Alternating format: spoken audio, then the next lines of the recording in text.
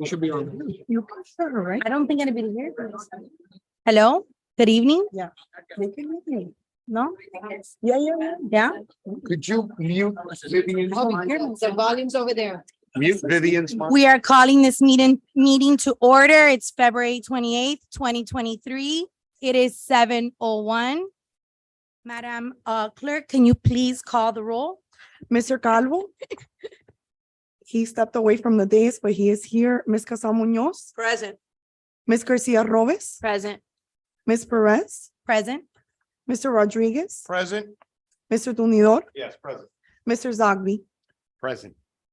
Madam President, you have enough members to conduct business. Thank you. We had a prior meeting, which we did the invocation and the pledge of allegiance. Would you like to read the meeting guidelines? Short, for the record, Councilman Calvo is present. Thank The you. following guidelines have been established by the city council. All lobbyists must register with the city clerk. As a courtesy to others, please refrain from using cellular telephones or other similar electronic devices in the council chamber. A maximum of 3 speakers in favor and 3 speakers in opposition will be allowed to address the council on any one item. Each speaker's comments will be limited to 3 minutes. No signs or placards in support of or in opposition to an item or speaker shall be permitted within the council chamber. Any person, whether participating via the web platform, telephonic conferencing, or physical presence at City Hall, interested in making comments or posing questions on matters of public concern or on any item on the agenda may do so during the meeting. Members of the public may address the city council on any item pertaining to city business during the comments and questions portion of the meeting. A member of the public is limited to 1 appearance before the city council, and the speaker's comments will be limited to 3 minutes. The public can view public meetings on the city's YouTube page. Members of the public may hear the meeting live through telephonic conferencing using any telephone or cellular phone service. A smart device or computer are not necessary to participate in the meeting if you join by phone. All persons participating via the web platform will be muted during the meeting until called upon to be heard. Participation through Zoom requires a computer or smart mobile device with a microphone and web camera. The participant may elect to participate in the meeting using audio only or appear through both audio and video. The video function of all participants appearing through video will be turned off until called upon to be heard. Thank you, Madam Clerk. We're gonna move on now to some presentations. We have a presentation today that was brought to us by Councilman Luis Rodriguez and the Parks and Recreation here at City of Hialeah. We're very proud tonight to honor and to congratulate an athlete that's been here at the City of Hialeah in our aquatics department for over 12 years, who has worked hard in school, has earned a 4.5 GPA, which we didn't even know that GPA really was possible, right? Some of us were in shock.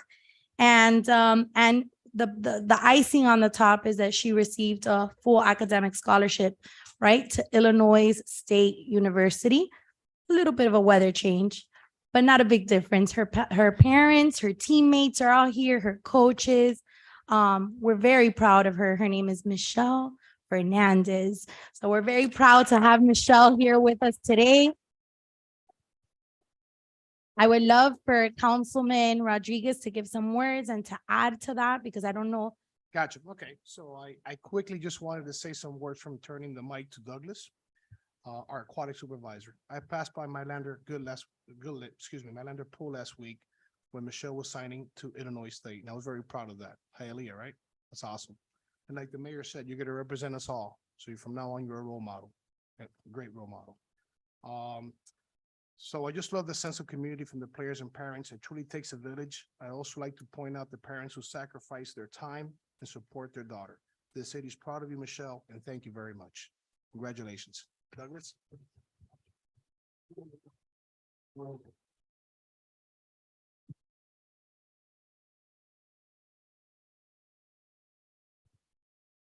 Good afternoon, Mr. Mayor, Councilwoman, and council members. My name is Douglas Cordovi, and on behalf of Parks and Recreation, for those that haven't had the pleasure of meeting me, the reason we're here because it is a special day for us. The Aquatics Division has taken a big role in the past few months in order to take into effect the foundation that was lost at some point. We have great athletes with great talent that is showcasing the talent throughout the course of the years, and the dedication that they have continue over the past of 12 years since age of 5 is now showcasing. This special athlete that's behind us has not been a great athlete, also has graduated with a huge GPS, as it was brought up earlier. She got 5 rings for being the swimmer of the year for 5-year competitive. She developed an MVP from the year of 2011 to 2022.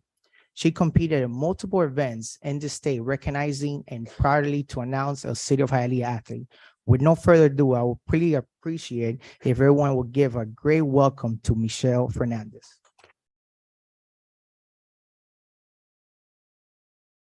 One second.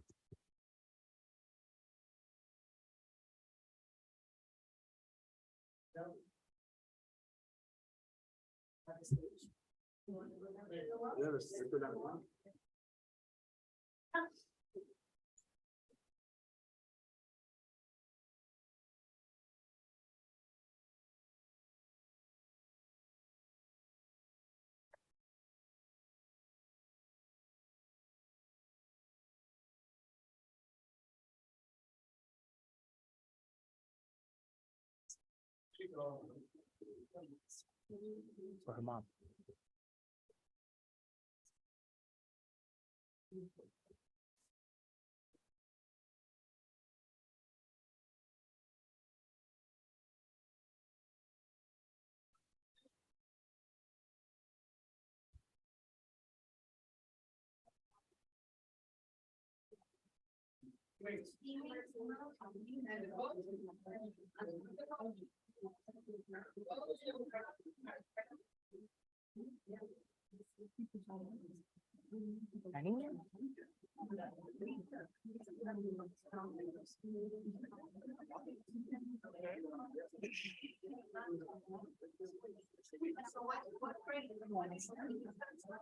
Five.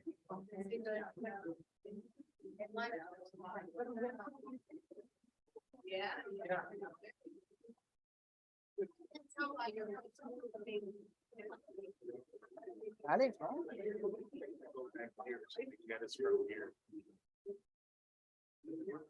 Right, ¿qué tú crees? Right? Tienen que ponerse para acá. Mira, pónganse aquí adelante, mira. Pónganse aquí adelante, agachados, porque si no, no van a salir.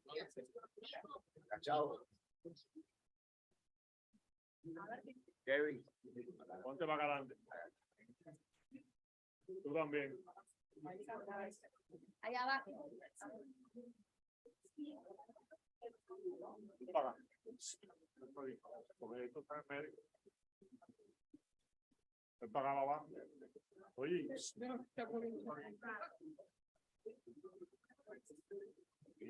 ¿Tú no vas a salir?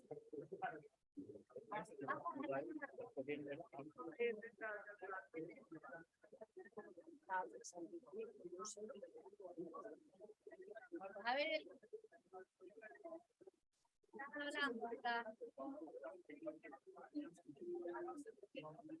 Tú pides que mejor salir.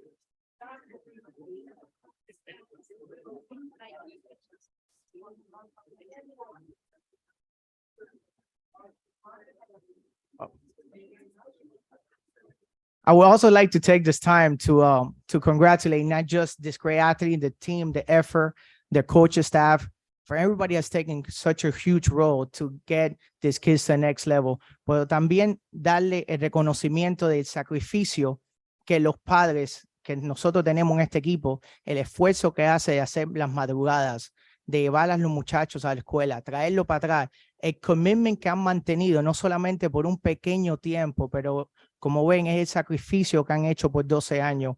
Los padres en estos momentos que estamos hablando es Katiuska Fernández y Michael Fernández. Muchas gracias.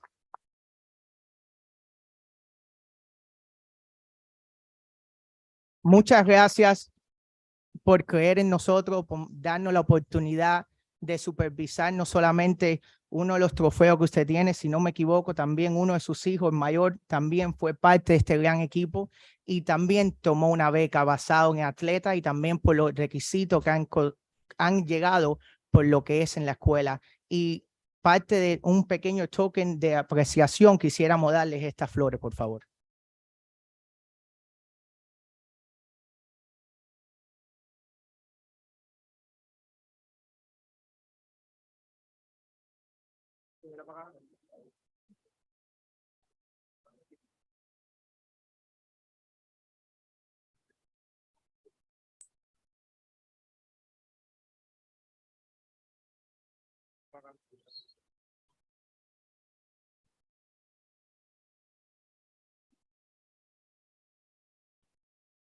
Mr. Mayor, council members, I would like to thank you for the opportunity to give us and to open the doors to the chambers to actually recognize these athletes. And we're looking forward for that being the first of many to come. And we do look forward to take more of your time so that way you guys see the work that we do behind doors. In behalf of Parks and Recreation Director and Assistant Director and the Aquatics Division, we thank you and appreciate everything you guys do. Thank you.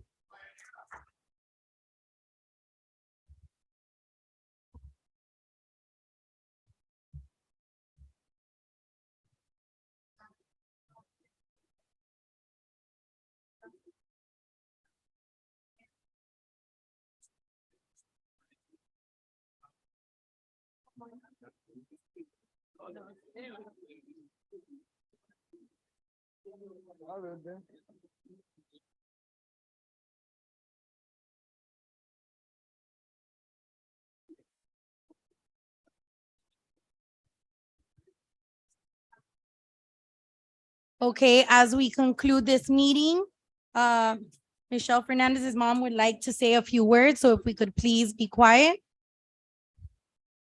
Adelante, señora. Bueno, buenas noches a todos. Quería agradecer en nombre de Michelle Family, gracias a la ciudad de Hialeah, gracias a los coaches, gracias a Lourdes. Han sido muchos años de sacrificio. Su abuela lo llevaba hasta en bus a los niños a nadar porque los padres tienen que trabajar, pero sí se puede al final del camino. La disciplina es lo primero. Correcto. Felicidades y gracias. Gracias. Yeah.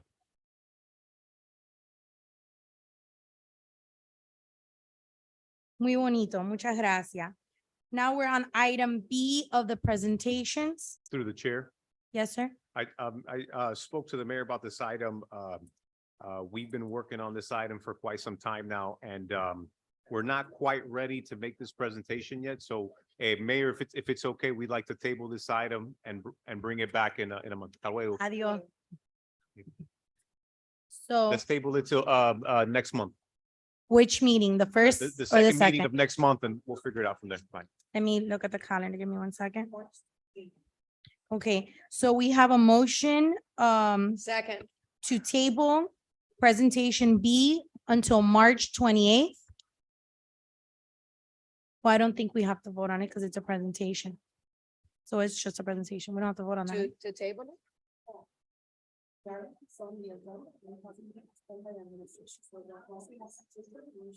Okay, we could take a vote then. So we motion to table. Do I have a second? Second. Well, I have a motion by Councilman Tundidor. I have a second by Councilwoman Casals Munoz. Can you please call the roll? Ms. Garcia Robes? Yes. Ms. Perez? Yes. Mr. Rodriguez? Yes. Mr. Tumidor? Yes. Mr. Zogby? Yes. Mr. Calvo? Yes. Ms. Casal Munoz? Yes. Motion carries. The presentation is postponed until March 28th, 2023. Thank you. All right, let's move on now to the comments and question portion of the meeting. Do we have anyone in council chamber or anyone online that would like to speak on behalf of any item or any concerns? Yeah. Good evening, Good evening. Frank De La Paz, 9361 Burr Road. I'm gonna be quick in administrative item 11A. Mhm. I'm just gonna say this, the only requirement that you all should be concerned about, because future council will continue to change it, is right now that whoever you're gonna name it, a facility, street or whatever, must be dead. You go that route, you have no issues, you got no problems. So I really will believe that the first requirement to name a street, park, anything to anybody is first requirement and only requirement. From there on, the rest can all be argumentative that you must be dead. we will not go wrong. We will not go wrong. I remember when we start naming streets at the beginning, and it all was after dead people, and we never had no problems. Thank you very much. Now, the second item, when you go to the garbage department, I don't remember any of you being here when the original contract was signed many years ago. Maybe Sogby had less black hair. And I was sitting here with a friend of mine, and I got up and spoke and finished the conversation, and we voted. And I proposed at that point something that I'm not going to propose now. That if a company gets sold, transfer, get ownership, or whatever, that we get illuminated on that, something on the industry. I'm not going to go for that.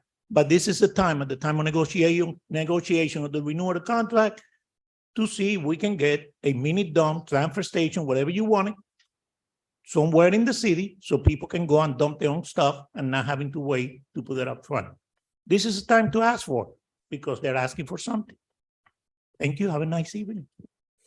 Thank you so much, Mr. De La Paz. Yes, you're Which recognized. item were you talking about when you said the next item? You didn't say which 11A, 11 you started? the name of the city and yeah, I don't want to talk at the time of the item. That time should be yours. But Right. if you're gonna be naming a street or whatever, you Right. must be dead. Right. The second item you spoke about, which item? 11C, thank you.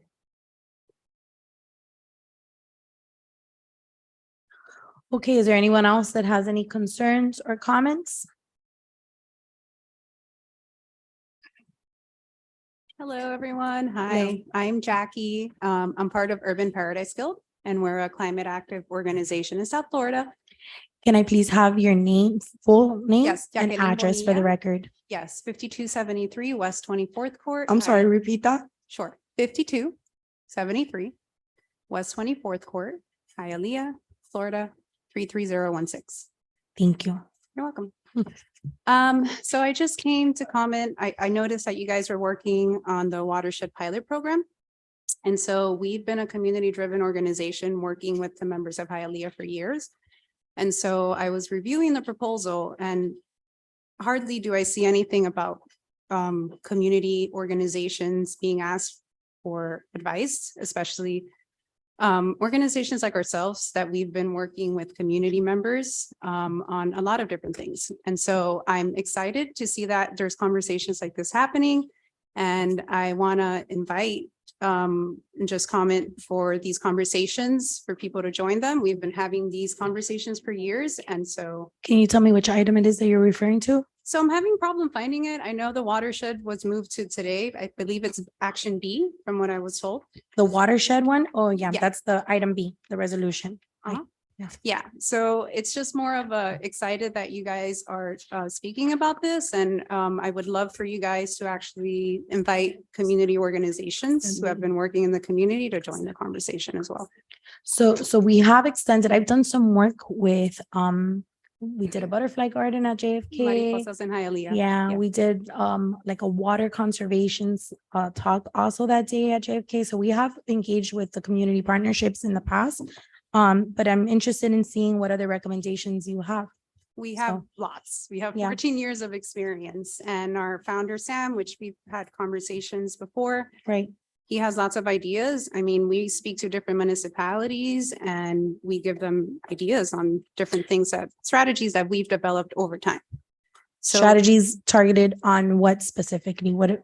well, climate change is a series of different things. Okay. You can do things like the Watershed Pilot Initiative, pollination corridors, which is what you gave us access to do. Mhm. And that helps in a lot of ways, native habitats. But we also have ideas with the water canal systems and our own designs, which we would love to present to you guys. Mhm. And like I said, it's more of a, just please remember the community organizations that are doing the work. I love that you guys are looking at FAU.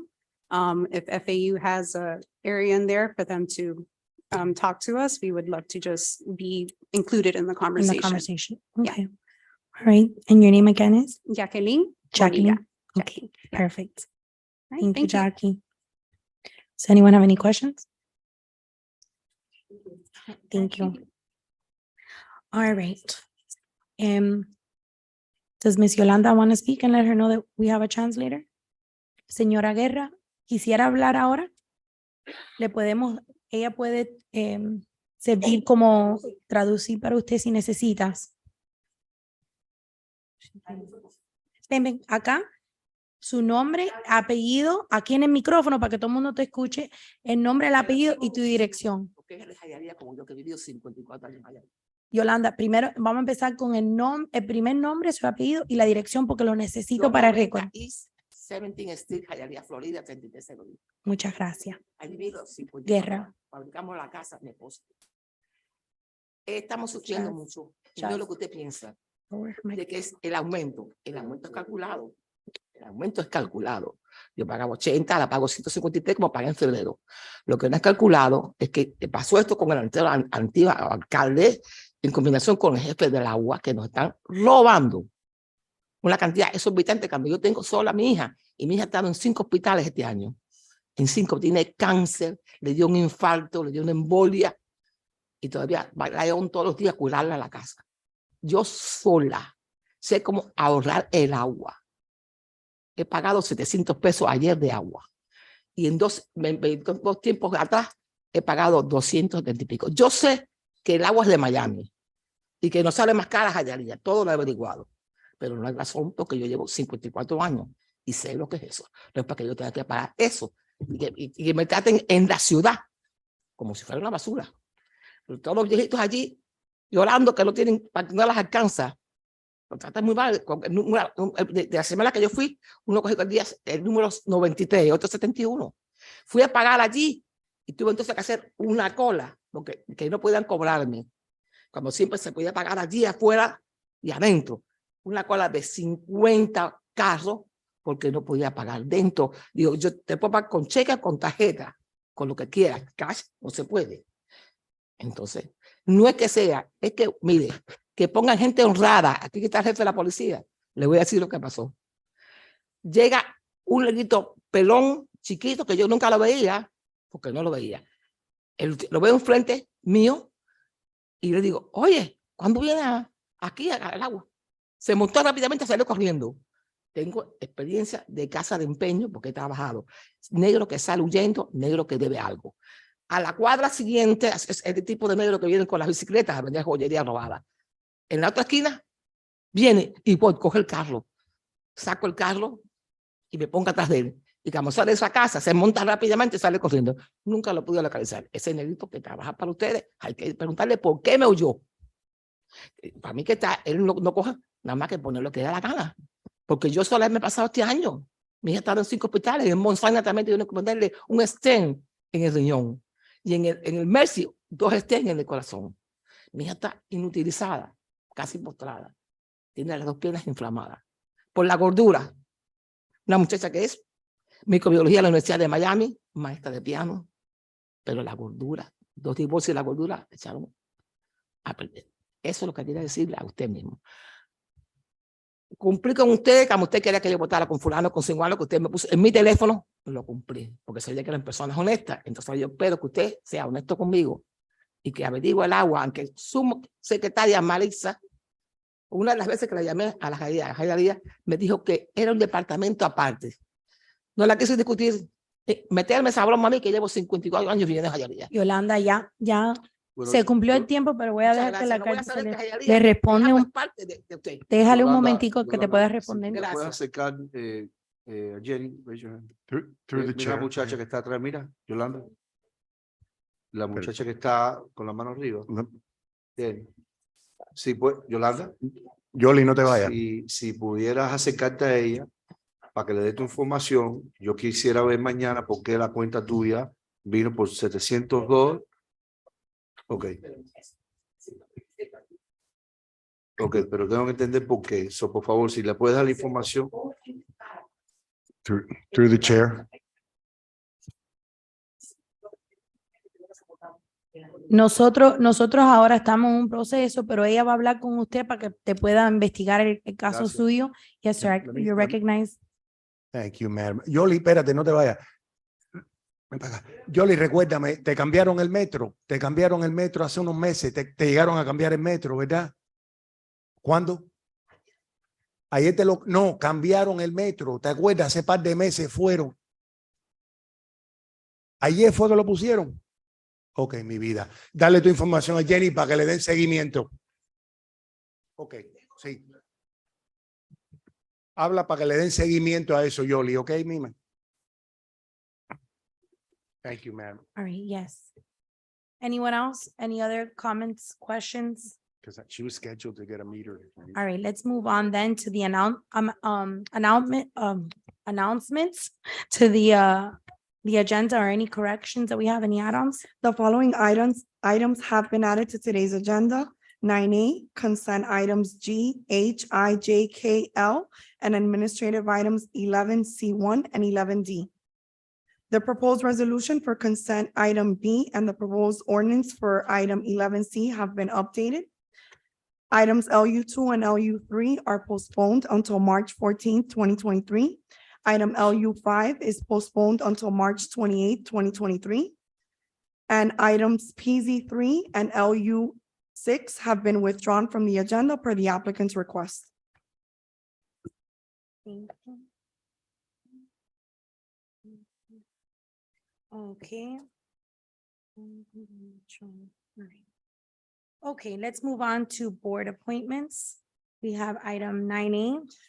Proposed resolution appointing Marlene Cepero to the Historic Preservation Board of the City of Hialeah for a 3-year term, beginning on February 28th, 2023, and ending on February 27th, 2026.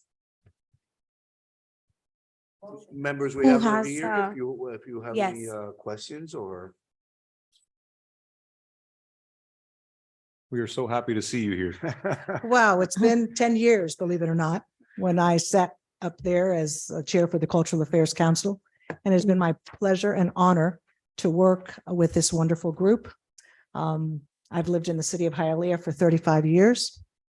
My children were both born here.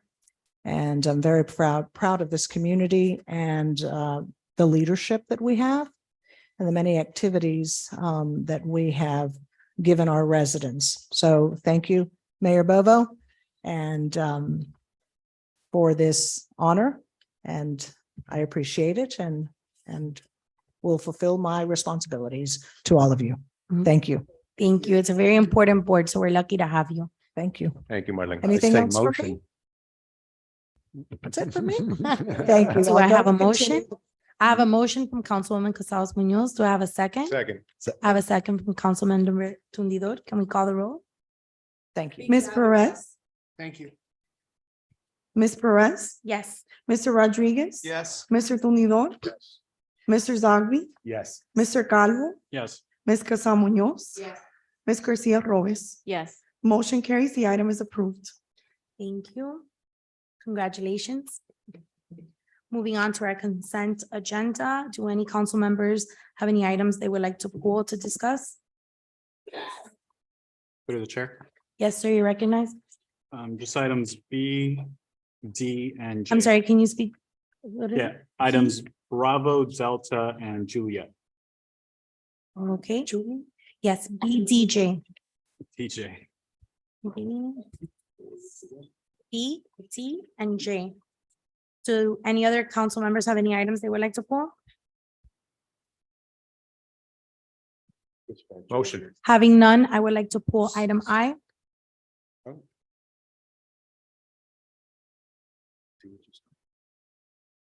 I have a motion by Councilmember Tundidor. Do I have a second? Second. I have a second by Councilman Zogby. Please call the roll. Mr. Rodriguez. Yes. Mr. Tumidor, Yes. Mr. Zogby, Yes. Mr. Calvo, Yes. Ms. Casal Munoz, Yes. Ms. Garcia Robes. Yes. Ms. Perez. Yes.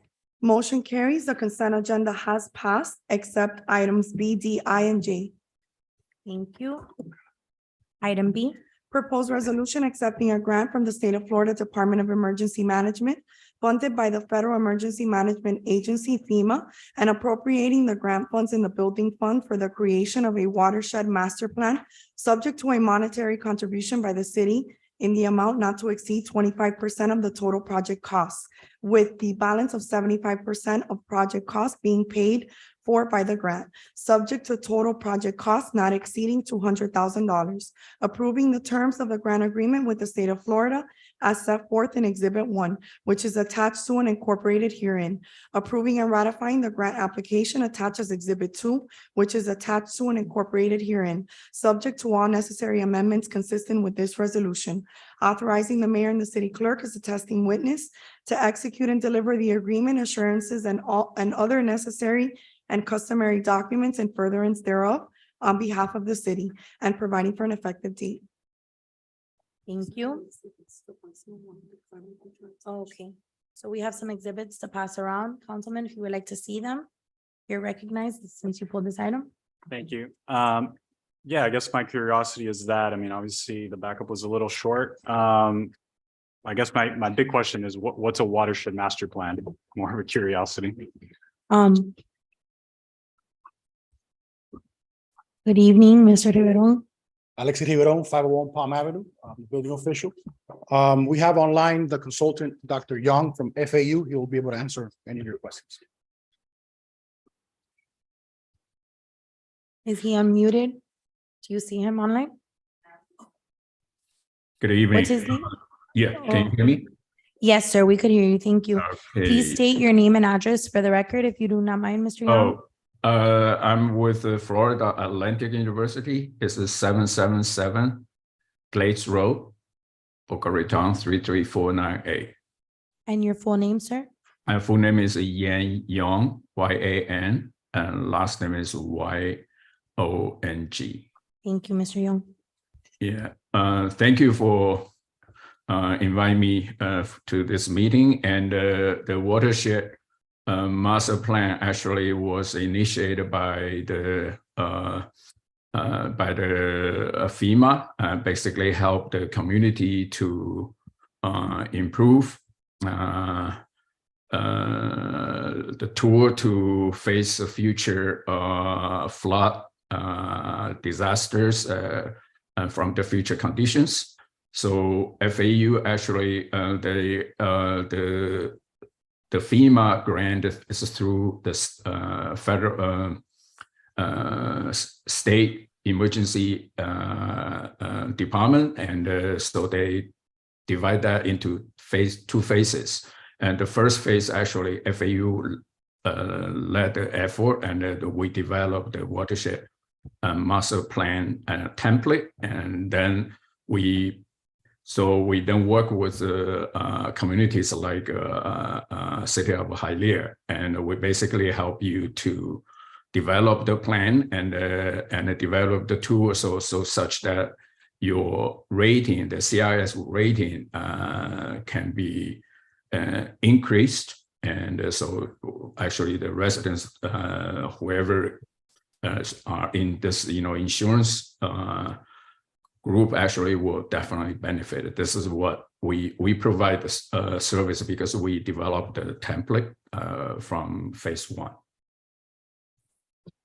So is this is the main purpose of this plan to reduce flooding? Is that what I understood? Reduce the flooding and also help the community to get a better, have a discount for the flood insurance. Yeah. Okay, so the tangible benefit is more on the flood insurance part of it? That's right. Yeah, the CIS, I think Hialeah, your city is the rating is 9, I guess, but we try to help you to get to 4. And that's what the FEMA try to help the communities, and that's why they issue the funding for that. And we are the one actually working on the first phase, and then now it's phase 2. So we work with the different communities like yourself. Yeah. So does the report lower the score from the 9 to the 4, or will there have to be an implementation of the plan itself? Oh, no, not implementation, but you have to have, for example, like the other lady just spoke, and we really need the community engagement to this. And so that's part of our work, and we got to that point, and we will come to the community and try to work with you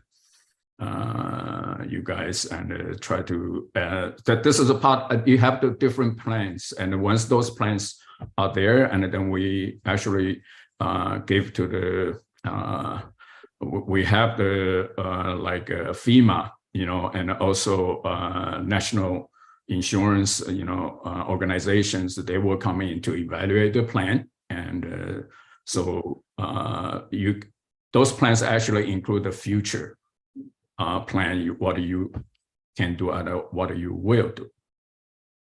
Okay, so is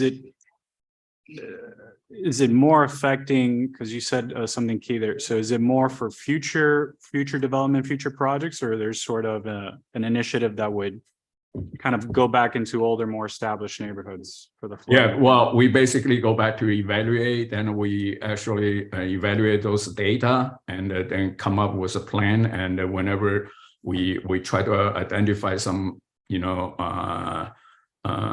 weakness, and in the future, though, so we can make a recommendation to the city.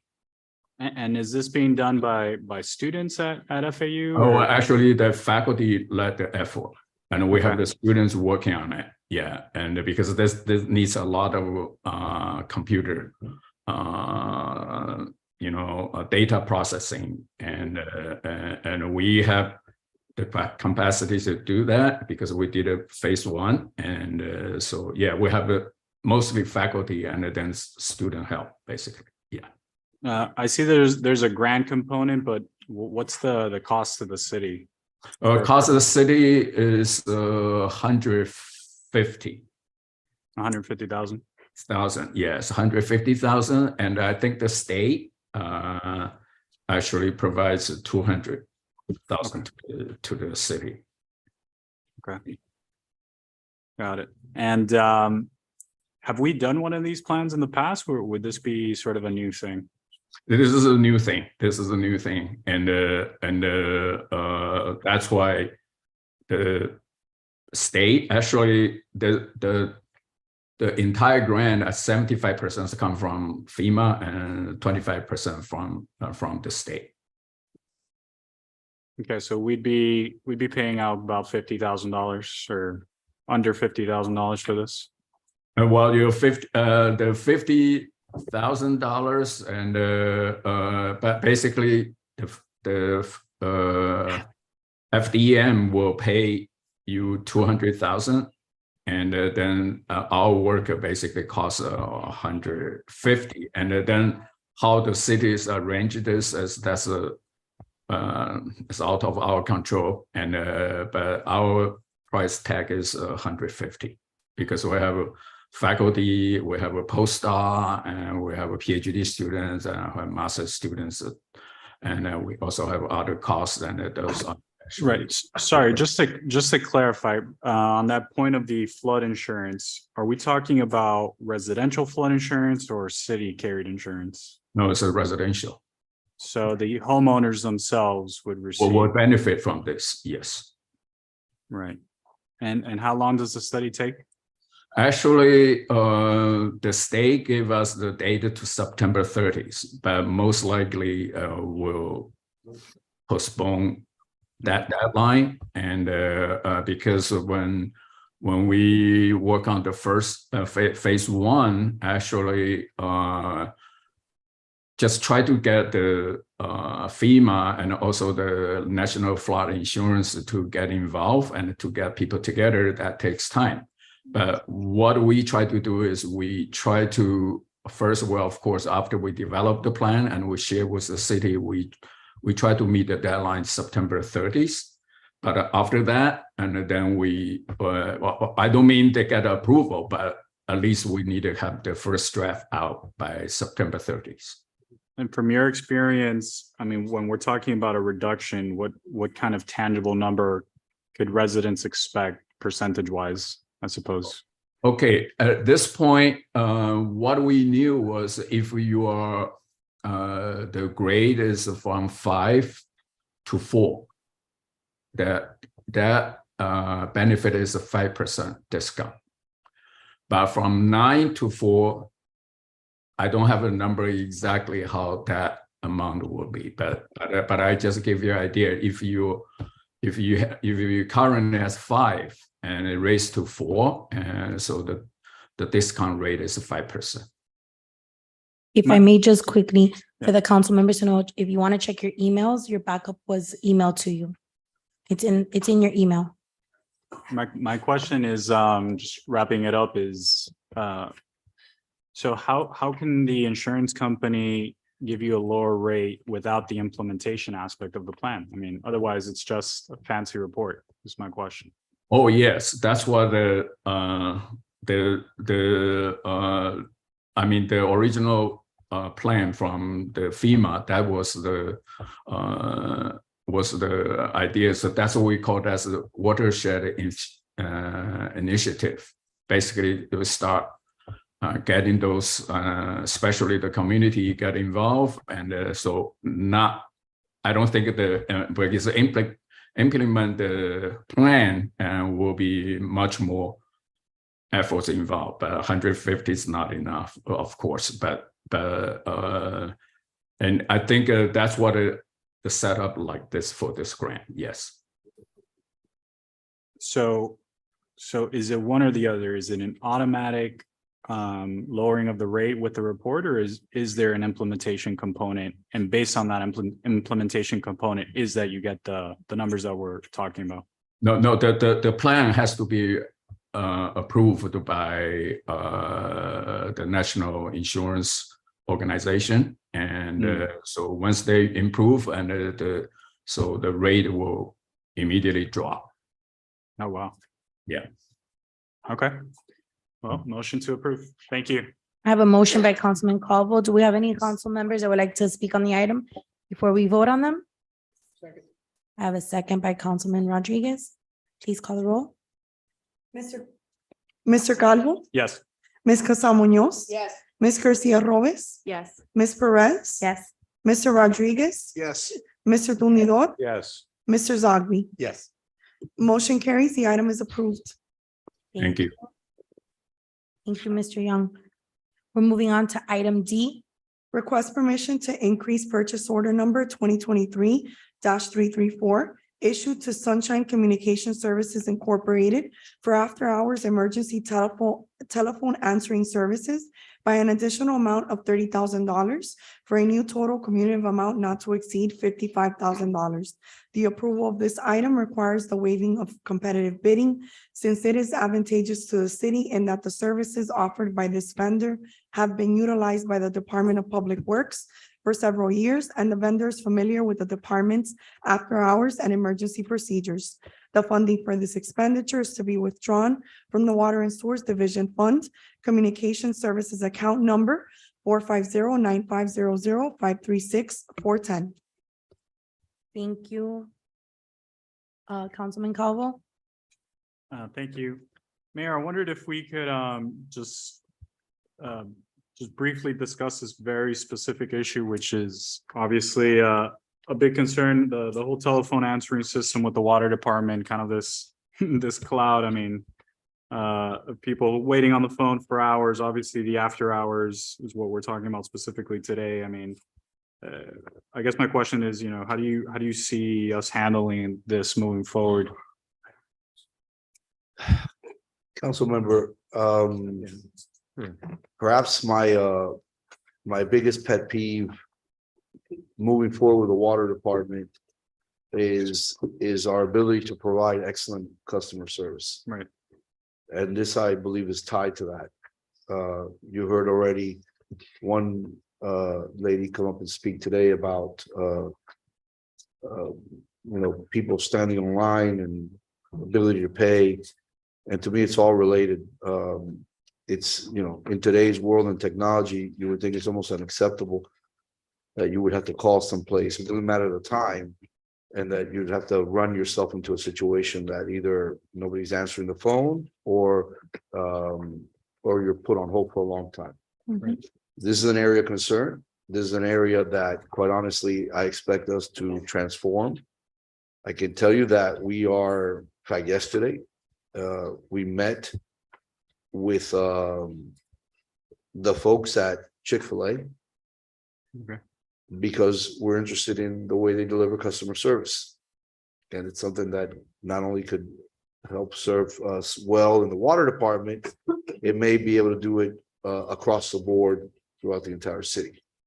As you well know, many of these individuals that work in these positions are the portal to our residents.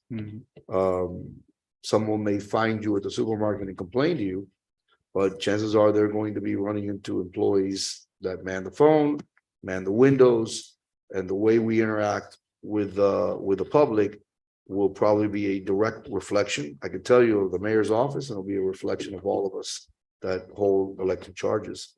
So yeah, this is extremely important, and you know, and we need to make sure that we have the ability to answer calls at all times, not just your normal working hours. Yeah, I remember there was, this was a couple of months ago, I think, Vidal had said that there was an issue that one of the phone lines we kept having issues with them, kind of like shutting down service, and that would create some of the backlog. Does this kind of address that part as well? I would expect to, but if somebody's here from the department, I could speak directly to it. But Councilman, I think it goes just beyond when you talk about phone lines and connectivity and technology. You know, we've had first couple of months that we were here, we had a lot of meetings, public hearings to try to get a better understanding, get our arms around abilities for the community to pay in different ways. And that may all be linked to what capacity and bandwidth the department has. But, you know, for me, it'd be very convenient if residents could pay through Zelle, through Cash App, through third party, of which they have that ability to do. Kiosk at the library, so that somebody could go there and pay instead. The experience there obviously is something that we need to address and we need to be mindful of. So, you know, perhaps some of the expenditure here, and you can speak to it, you know, could help with some of that bandwidth that we're looking for. Correct. Good evening. My name is Alex Medina, City of Hialeah Public Works Department, 3700 West 4th Avenue. Thank you, Mr. Medina. Yeah, about this item, I believe this is only for like an emergency funds, like so for after hours, so from 5 p.m. to 8 a.m. in the morning. And these services, if let's say that something happens in the city, then the customer can call this phone, and then on call, so operations department can go outside and verify or do the maintenance or repair the issue. Okay, so okay, understood. And then do you have, I guess, a little bit more of the technical detail for the other lines, like during the day? Are we still using like 2 lines, or? Yeah, for the other lines, I really don't have too much details. I know that we are really short with the customers, and also with the people that is working with the phones. I believe we have like 3 or 4 people only in the phones answering the calls. Yeah, because I remember telling the director, I was like, we should just give everybody like cell phones or voice over IP or something else. If we keep having issues with this, obviously is concerning. Correct. Do you know where we are with the website? I know it's been a while since I see the director. That there was going to be like a chat feature is what I'm kind of singling out. There was a chat feature on the new website. I think that would be a Ricky question. Yeah. Yeah. Ricardo Suarez, CIO for the city, 501 Palm Avenue. The amount of phone lines, when we do have an issue with the circuit, that means half of them go down. We have worked with AT&T. They have repaired the line at this point, and we haven't had an issue in about a month and a half. Continue to monitor though. What kind of causes those issues? Is it storm related, or is it? It's old equipment on their side. On AT&T side. Yeah. Any way we can change to like Comcast, or? So we're visiting that as a whole to see where we're gonna end up with that. Okay, gotcha. And then do you have any update on the website, like the chat? We're still working through the website redesign and then the additional features that will be added to it. So we're not there yet. No, Okay, is there like a kind of goal I timetable? don't have a timeline yet. Sorry. Gotcha. Okay, thank you. No worries. Appreciate it. As, Any other questions? yes, if I may, part of the goal, is it to add that Zelle feature to pay on the website? So I'm having that conversation with Springbrook themselves, and they're looking into see what different options they can provide us to provide that functionality. I know that the new portal, once we do finalize that, the upgrade, does have a lot of additional features like schedule your payment, auto pay, pulling from the bank account directly versus the bank having to send a check.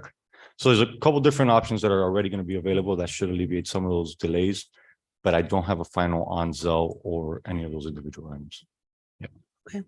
Thank you, Ricky. No problem. Anybody else have any questions? Yes, go ahead, Councilman. Yeah, I just, since we're on the topic of calls, of phone calls and all that, Ricky, do we have, do we track any sort of call center metrics? So like, first call resolution, answering the calls within 30 seconds. Do we track to that? I know there's different reports that are available. I am not sure which ones are being used and which ones are not. That's a department. So who would answer that? Alex would answer that? I don't know. Yeah. No, I guess, I'm sorry, yeah, I guess that question is with the customer service department. Because I believe they track like let's say 30 seconds every call. And they have to answer, the questions, let's say they have like a limit between 30 to 40 seconds to answer each call for the customers. Yeah, so like for like on the Medicaid side, right, we have these metrics that we have to meet. Their SLAs implemented by ACA, right? So and that's great. So I kind of want to see what are the metrics that we track. And I'd like to have a report on that maybe for the last 6 months. I mean, I tell you, my assistant was on the call. Yeah, and we could easily call Armando, or we could call, well, not anymore, but we could have called Armando. We could have called many other people, yourself, and get that resolved. But I like to sometimes do that exercise, right? I tell my assistant, call the regular line, the same line that everybody else calls, and then see how long it takes. And she's been on the line sometimes waiting for 20, 25, 30 minutes, and then she hangs up and she calls me and she tells me what's going on. So if it's possible, Alex, if we can get give me an option of all the metrics that we track. Right. And then I want to know what they were for the last 6 months.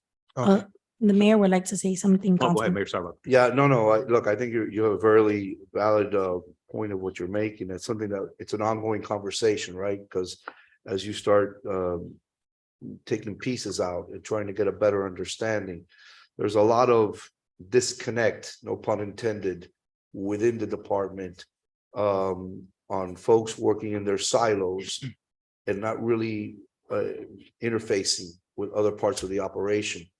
And that has to be addressed. And I would pretty much tell you, I don't know if there is any proper training or retraining or debrief with the folks that are dealing directly with the public. I don't think there is. Right. I don't think there is. So there's an opportunity here now to kind of revamp and retool and for all of us to look at that entity that's important to our city and how do we improve it to our liking.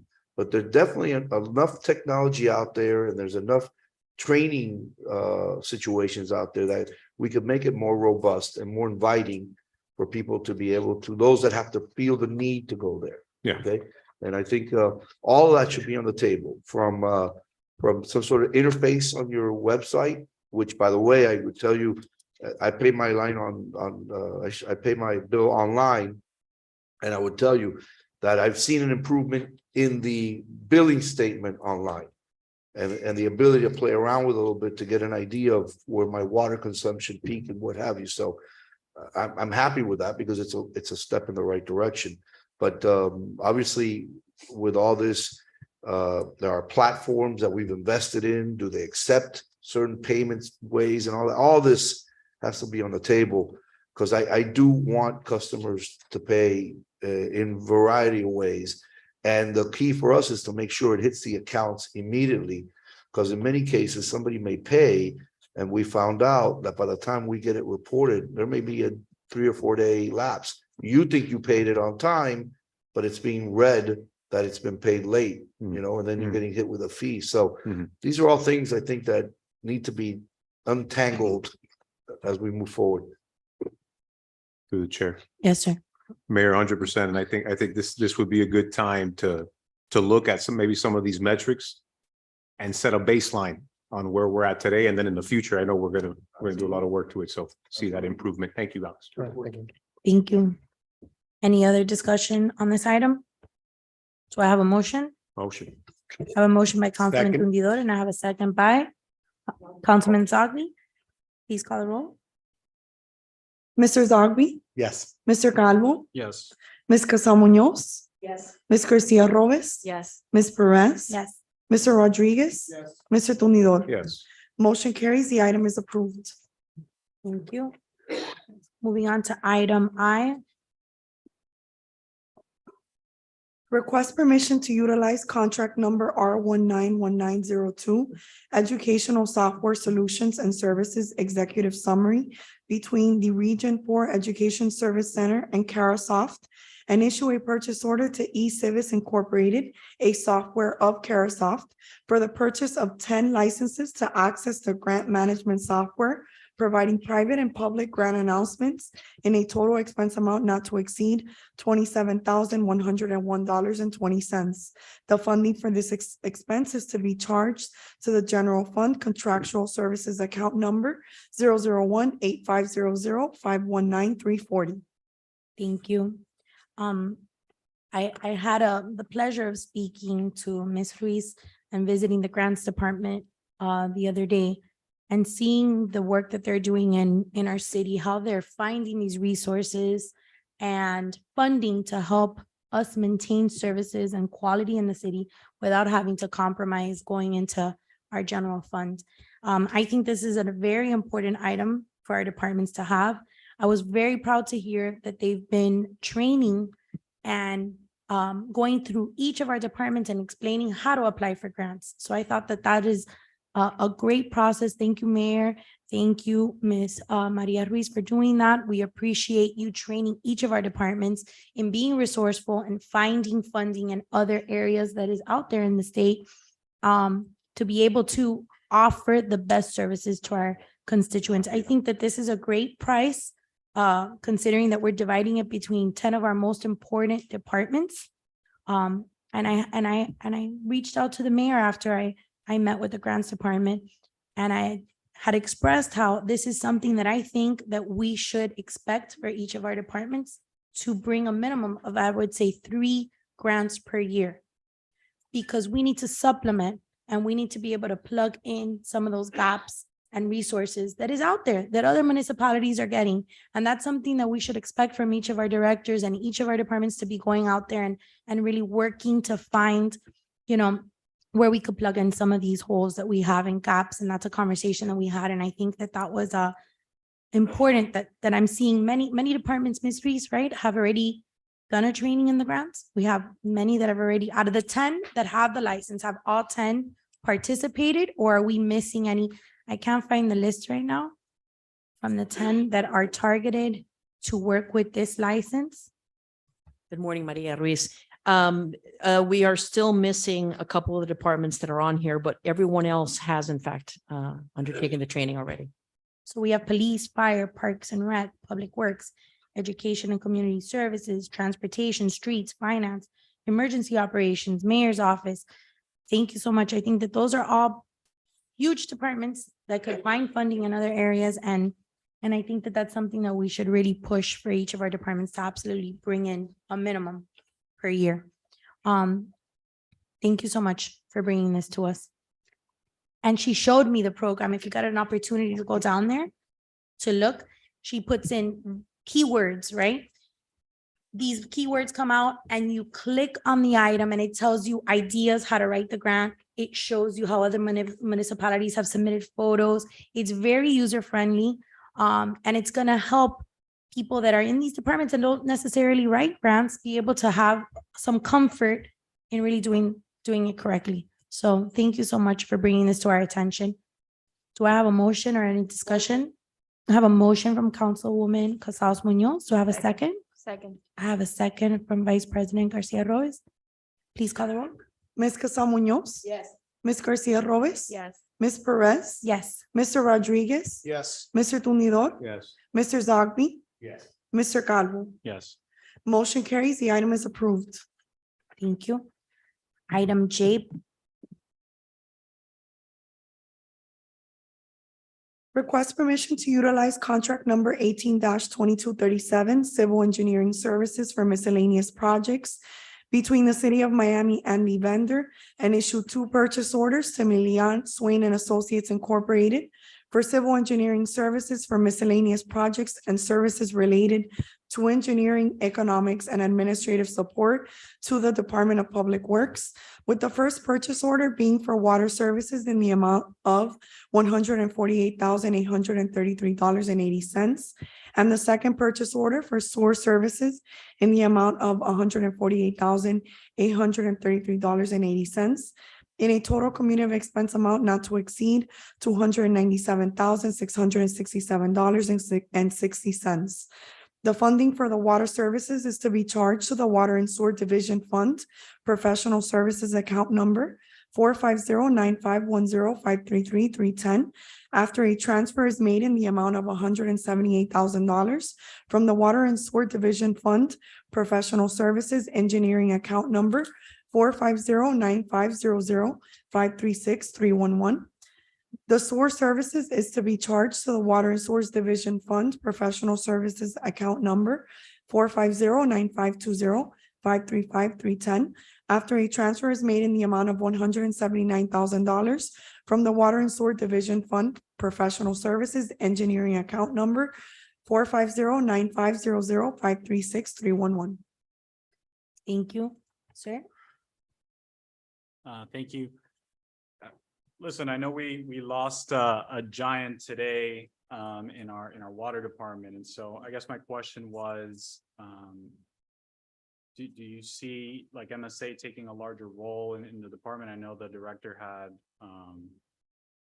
good things to say about him and stuff like that.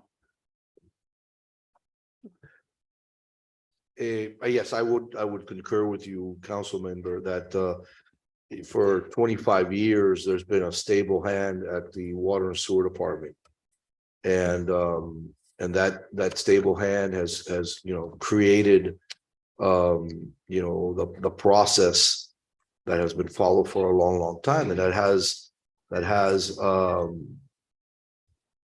been felt in the residential side, on the commercial side, and Armando's technical knowledge was unmatched. But as I told my folks, tomorrow the sun's going to come up, and if you open your faucet, water's going to come out, and this thing is going to continue to move forward.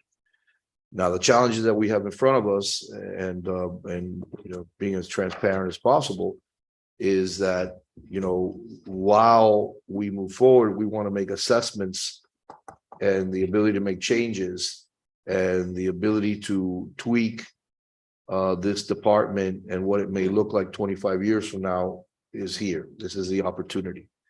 But plans still need to get approved. Reviews still need to be done. And then this is where an outfit like this could help us. Right. They already are very familiar with our process. They're already engaged in a lot of the work that goes on. So to a certain degree, it's seamless, right? Because they do have practical knowledge. It also gives us the ability in the interim to be able to interview others. And I've already had conversations with a couple, and hope that then we could make a decision within a 3 to 6 month period, but not long after that. Right. On what the direction of the department's going to be, who will be that person that we could insert and become the director. And quite honestly, the things that we're looking at is, do we need a PE to be the director? Can that be in the hands of consultants, and then have somebody who's more of a public administrator to help us address the issues? Not to belittle anything that anybody does in that department, because everybody's doing something extremely important. But if we could farm out the approval process, the plan review, should we then be concentrating on the things that we've collectively talked here about, which is customer service and making it a more friendlier and robust interaction with the residents? And by the way, with the commercial customers that also need to navigate issues. So I think, while we lose somebody that walks out with a huge amount of knowledge and just institutional know-how, there is opportunity here. And there's an opportunity here to look at 3 different areas: customer service, the way we process payments, that end of it, and also how do we improve that connectivity between our residents and our commercial folks as far as permitting is concerned, as all of us deal with issues. There are issues that are outstanding that we're going to need to reconcile. I'm sure Armando in some of his briefings, I know he's told you personally, he's told me, he's told many of us, things that we need to reconcile with the county. We need to get on the same page with the county. And obviously the relationship we have with Durham is hypercritical.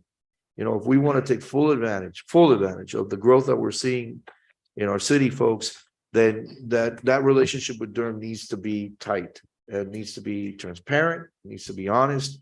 As Armando leaves, we have 17 lift stations that need to be addressed. That is the lifeblood of this city long-term as far as development and growth. So while I asked them to stay a little bit longer so that we could navigate, Armando deserves to move on to the next chapter of his life. I'm very happy for him. I think he's going to be busy. My understanding is his wife will have him busy. And that's a good thing. And I'm proud and happy for him. But, we now have to embrace the challenge. And, we want to work in a very transparent and inclusive way. And we want to make sure that all of you are up to speed. And I've tried to brief all of you. I know that you were taking the bar, so I couldn't do it with you, but sorry about that. But good luck. Hopefully it'll be good news when you get the news. Hope so. Thank you. But like I said, I wanted to include all of you in the conversation to let you know what's going on, because we will turn to you, so for some counsel and advice on how best we can land this department on where we want it to go long term. And hopefully we could bake in a lot of the ideas that we've all shared of what we'd like to see. This is the opportunity now. This contract, I think, helps us with a critical part of it, that seamless continuity that we all need. And it's very critical. As I said, sun will come up, faucets will work tomorrow. And if they don't, we'll have to find somebody to blame. Well, Okay. On that point, Mayor, Yeah. in this interim period, would you like us, if they come up any constituent concerns, would you like us to direct them through your office or work with MSA? How would you like us to handle that? Look, I think the proper way of doing it is to go still through the channels. This is I think I know there's a lot of talent in the department that perhaps because there was ways of doing things that have been baked into the DNA, now is an opportunity maybe to do things a little bit differently. And I want to encourage that. I'm going to hold the customer service people to task. Now, if it percolates to an end that you're running into a wall, by all means, get it to us, because I want to look at this. But make no mistake, and my folks are tired of hearing me say it, customer service will be a major driver here because of the things that we already know.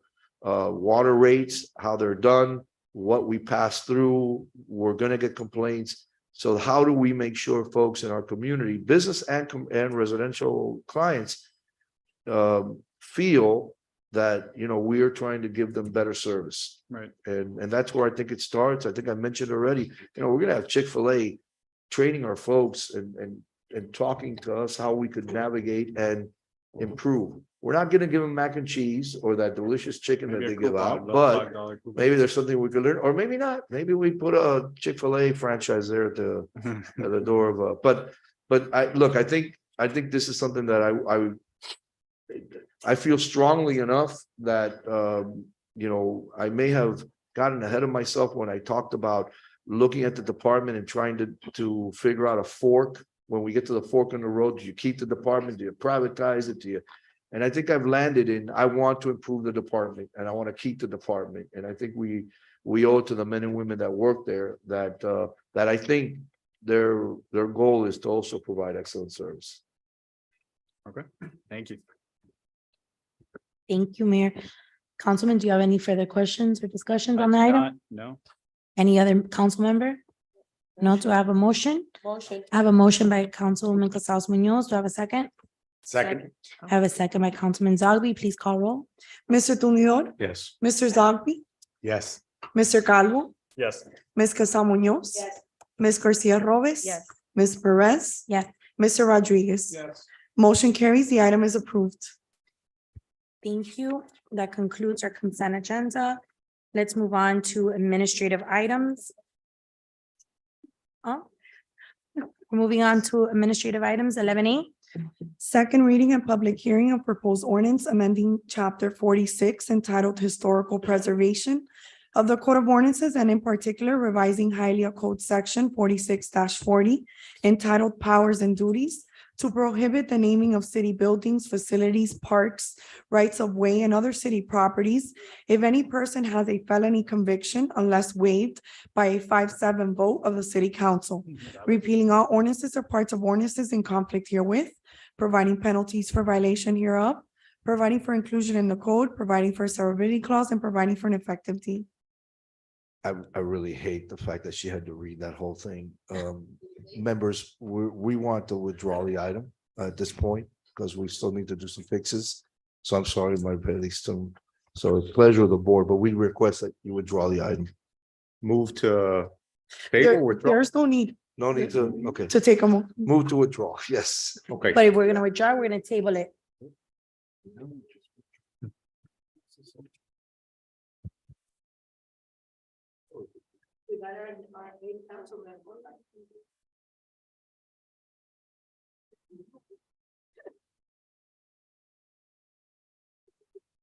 Yeah, we're gonna, and maybe we'll take Frankie's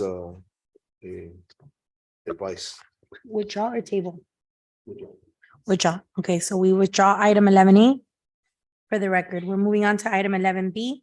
Second reading and public hearing of proposed ordinance amending the Hialeah Code of Ordinances, chapter 98 entitled Zoning, Article 6, Supplementary District Regulations, Division 5, Uses, creating subdivision 14 entitled Private Schools, creating regulations that provide the safety and wellness of school-aged children and require proper traffic and adequate internal circulation and ensure compatibility of uses. Repealing all ordinances or parts of ordinances in conflict herewith, providing for penalties for violation hereof, providing for a severability clause, providing for inclusion in the code, and providing for an effective date. This item is on second reading and public hearing. Do I have anybody in council chambers or online that would like to discuss the item? Through the chair. Yes, sir, you're recognized. Well, so I missed the last meeting when this was discussed. If I could just get a kind of like an in-depth look at it. Go ahead, Good sir. evening, Good evening. Alex Mogristo, Assistant City Attorney, 501 Palm Avenue. I have a presentation.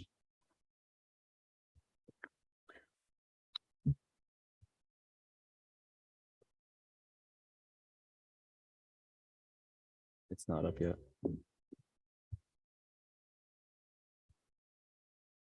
Yeah. Okay, so I kind of wanted to give everybody a overview of what we were planning on doing, starting with historically, how schools were zoned. So prior to 1962, private schools, and church schools were zoned in R1 and R2, 1 and 2 family residential districts with major institutions land uses. In 1962, it was changed to R3 multiple family districts and B1 highly restricted residential district. In 2008, Ordinance 0850 required the CUP. So in 2008, the CUP was established. Before 2008, we had 24 school licenses prior to the CUP being established. After the 2008 establishment of the CUP, there were 15 school licenses. So what this means is prior to 2008, all those 24 schools are legally grandfathered in. That means they don't have a CUP license, but they do have the correct educational license needed to function as a school, as opposed to a daycare. Prior to 2008, at that point, you needed the CUP and you also needed the educational license that would allow you to operate as a school, which differentiates from a daycare. So after 2008, we have 15 who currently operate not in violation, that have a CUP and have the educational license needed to operate. 15, correct. So that leaves who is in violation. We currently have 74 schools that are in violation. So in violation means, I don't mean, building violations. I mean violation that they don't have a CUP and or they don't have the correct license through our BTR department to operate as a school. They're operating with a daycare license, and they just expand it into a school without coming to the city to get the correct licenses. I will tell you these numbers. We have a list. We have a working list. So, I'm working with Yesenia and Deborah to make sure we have the correct schools and the exact license that they're operating with, and these numbers more down packed. So why is this important? It's because daycares and schools are looked at differently upon the state, from a state level. They have different requirements from the state, different fire requirements, different building requirements, and different zoning requirements. So you can't operate as a daycare. You can't operate as a school, as a school and still have the same requirements that you have for zoning for a daycare. So that's the violation. So our proposed ordinance would define what a private school is, what a kindergarten is, and what a daycare is. In sum, a private school would mean any private institution providing an officially sanctioned formal schooling program by the Florida Department of Education or any credentialing agency. The Florida Department of Education actually does not govern how private schools follow their curriculum. All you need to do if you are a private school is pretty much register with the Florida Department of Education. That's an online registration. And then they require that the fire marshal go out and conduct an inspection. The fire marshal would then sign off that it's up to code, and using that, they would send back to the Florida Department of Education, and the Florida Department of Education just sends them a letter pretty much stating that they're in the system and they are now a school. But they do not credential these private schools. They do not certify these private schools. The Florida Department of Education only certifies public institutions. We would then Through the chair. continue. Sorry to interrupt. Sure. How does it affect homeschooling? I don't know. That's a good question. I haven't explored that. I could, if you'd like, look into that and come back with an answer for you. But I haven't looked into that. Yeah. I mean, just because I know with COVID, I mean, a lot of people switched and transitioned. I mean, I know several parents that have done that. Understood. Yeah. So, I mean, it's curious, right? I mean, are they considered private school? I mean, they're following they have to follow some sort of programming, I would imagine. Right. And I would assume that they would not be, a homeschool would also not fall under the credentialing or certification of the Florida Department of Education. But I can definitely look into that. This ordinance is meant for private school education. So that's the only research that we did. Yep. Moving on, the kindergarten, we defined there's a state statute that defines what a kindergarten school and student is, and we pretty much followed that directly from the Florida statutes, including the Florida Department of Education.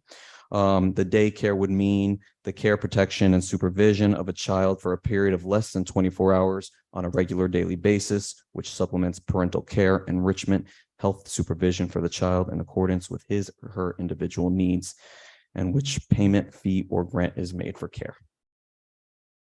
So we're proposing to limit these private schools into these following districts: R3, B1, C1, and C2. It's also important to note that this ordinance makes clear that, it has to be a sitting institution. It can't be within a shopping center or, it has to be standalone. That was part of our ordinance.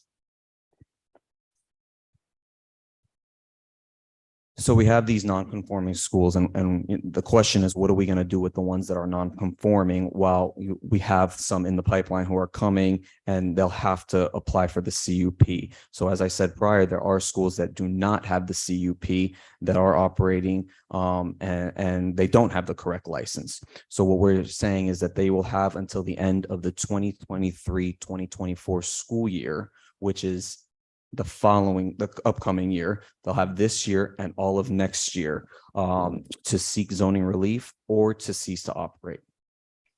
So if you guys have any questions, I'll gladly answer them. Yes, you're recognized. Thank you.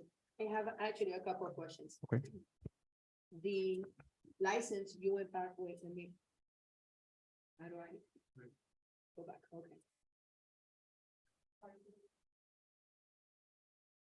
She's controlling it. Tell her Is this the slide that you need? this one. No, so the 15 schools that we have, Mhm. no, the ones what are the ones that are out of there's 74 that are not compliant, right? Right. There are 74 schools that are in violation. Correct.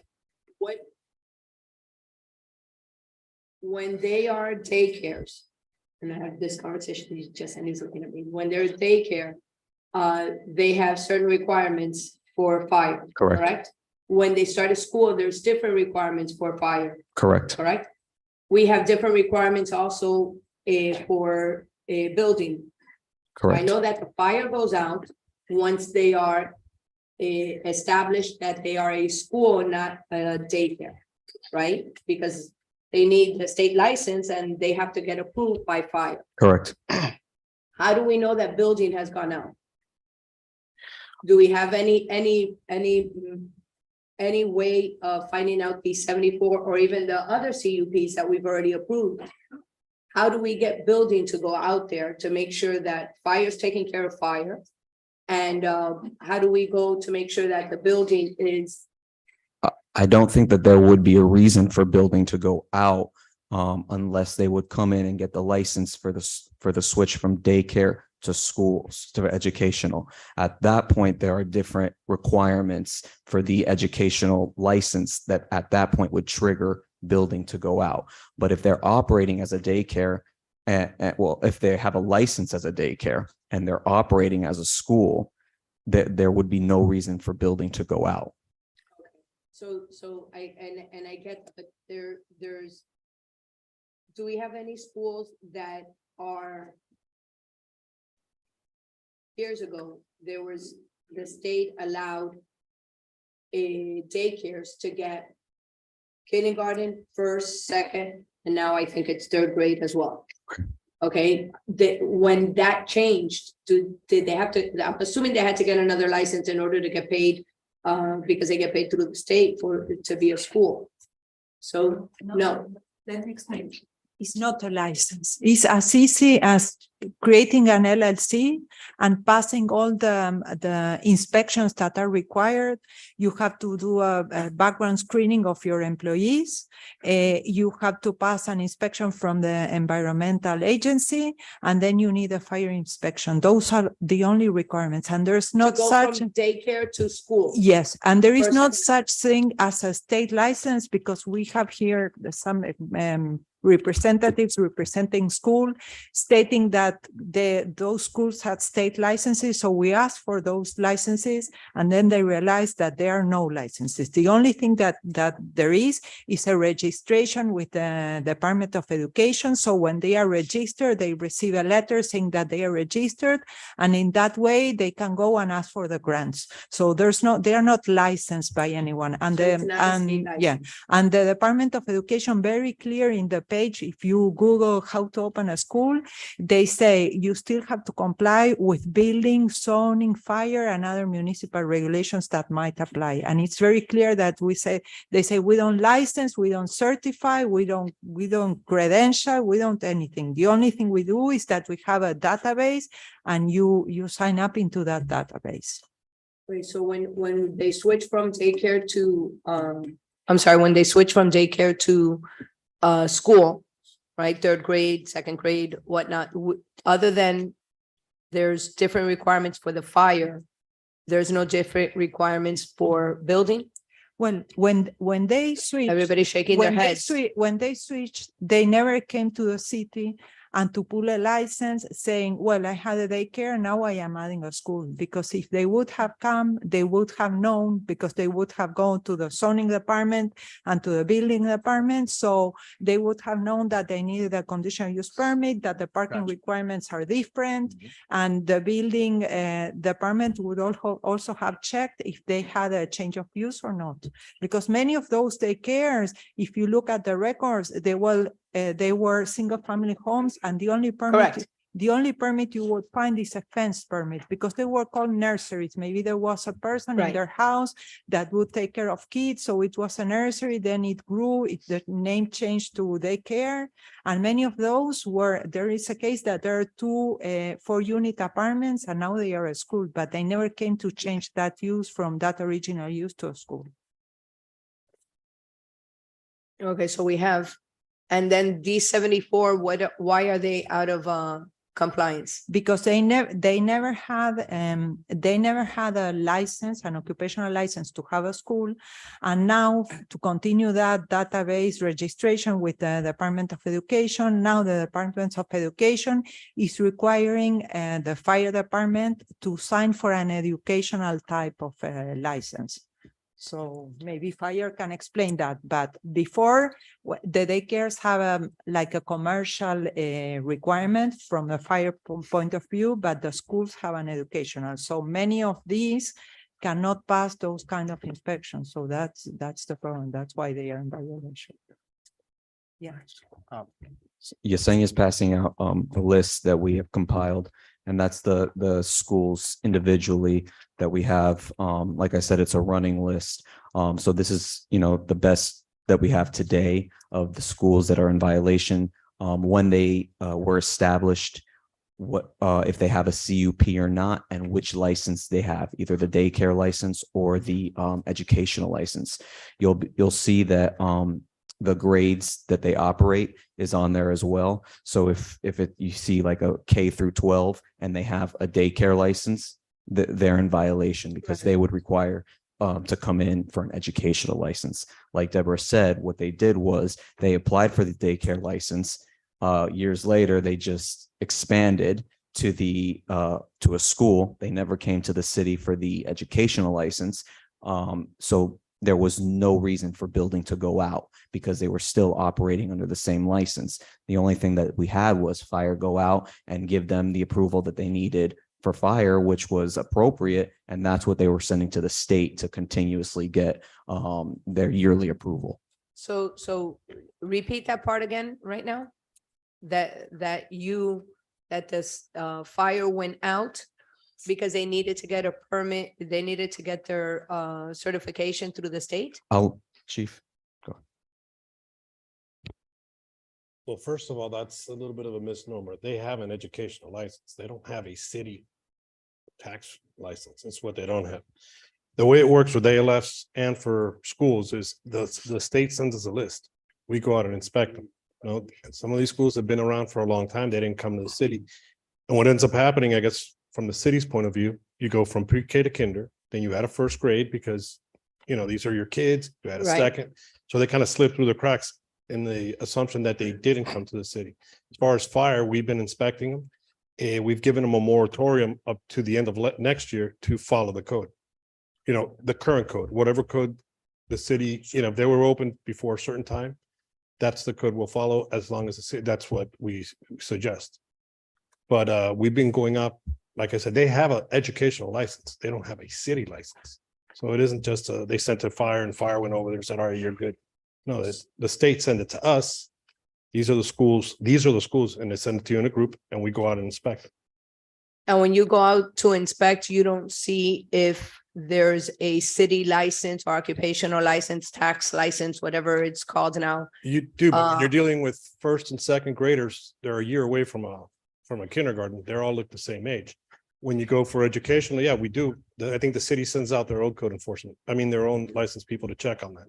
That it wouldn't be a fire department's job. We assist when we go out there if we see somebody without a license, but really fire isn't their primary purpose to go out there. Okay, so other departments are speaking to each other to see if when you go out, that building goes out, because if you have, if they've grown, don't they have to check to see if there's enough room for those kids to be in that house or that shopping center or wherever they're at? And I know that this ordinance says no more shopping center. Thank you for that, by the way. Where's Deborah? Yeah. Deborah, thank you. It's been, I think, like 10 years now. But thank you for that. How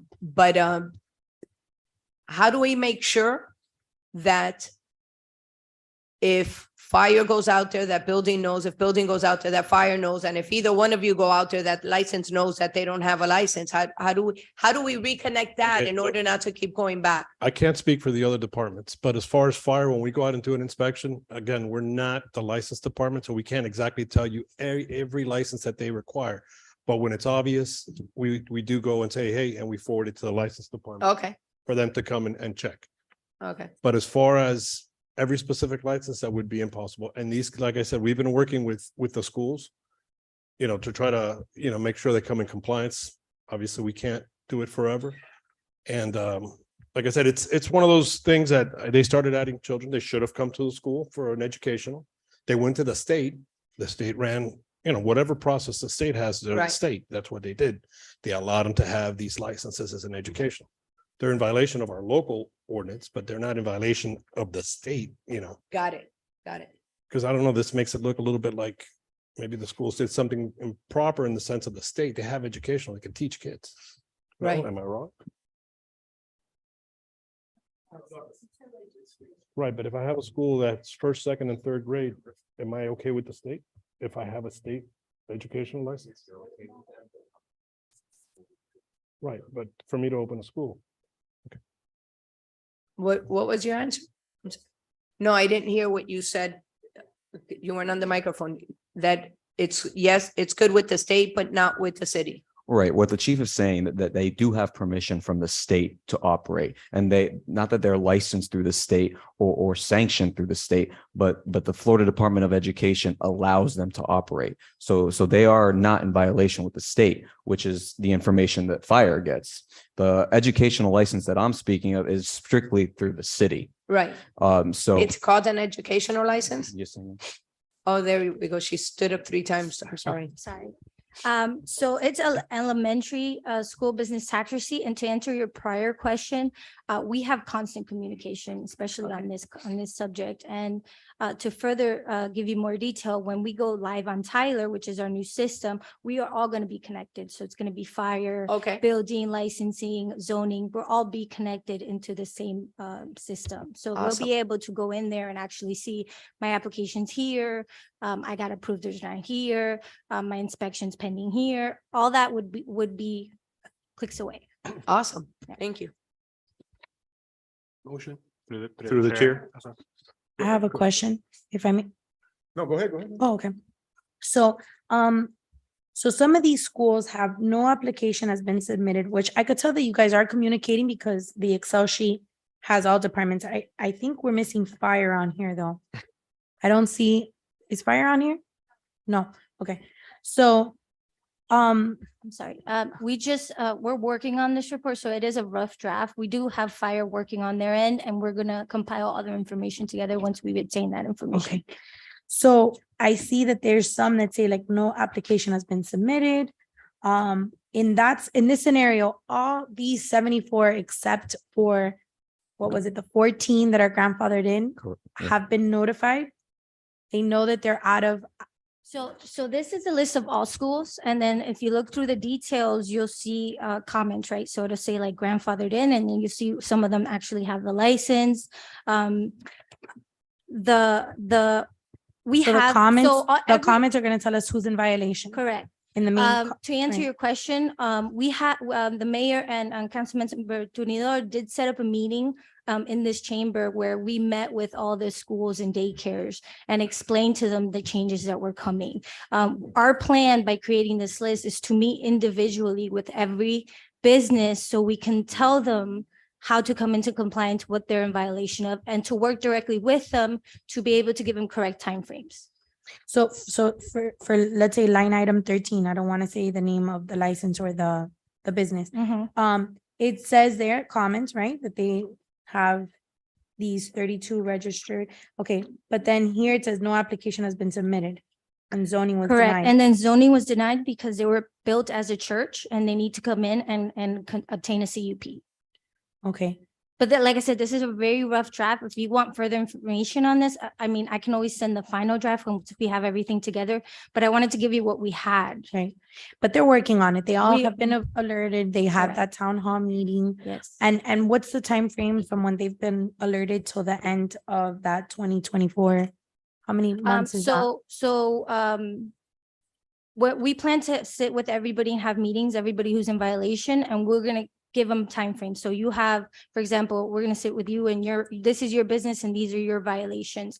And we're gonna work with you, right? So we're gonna say, look, you need to obtain a CUP. You have 5 months to obtain the CUP. After that, you're going to have to submit for a building plan. So they're gonna know everything they need to do. So in the 5 months that it takes me to get my CUP, I'm also gonna be working with my engineer so that I can do my plans, I can submit them to building, and get that process going as well, you know? So it's all gonna come together, and we'll give them dates, right? So it's not, oh, well, you have till the end of 2024. the end of the school year. No, we're gonna say, okay, it is, that is the deadline, but we're gonna work within that time frame to get them into compliance. Ms. Gruich, through the chair, just Real on that real topic. quick, I just want to ask ahead, her go one ahead. more question before I It was forget. on that point, but go ahead, go to. Okay, and the licensing that's that CUP that we're asking, how much is a typical CUP license for them? Because I'm seeing a lot of churches here, and I know that certain. CUP, apart from the price of the application itself, there's a lot of work that they need to do because many of these daycares,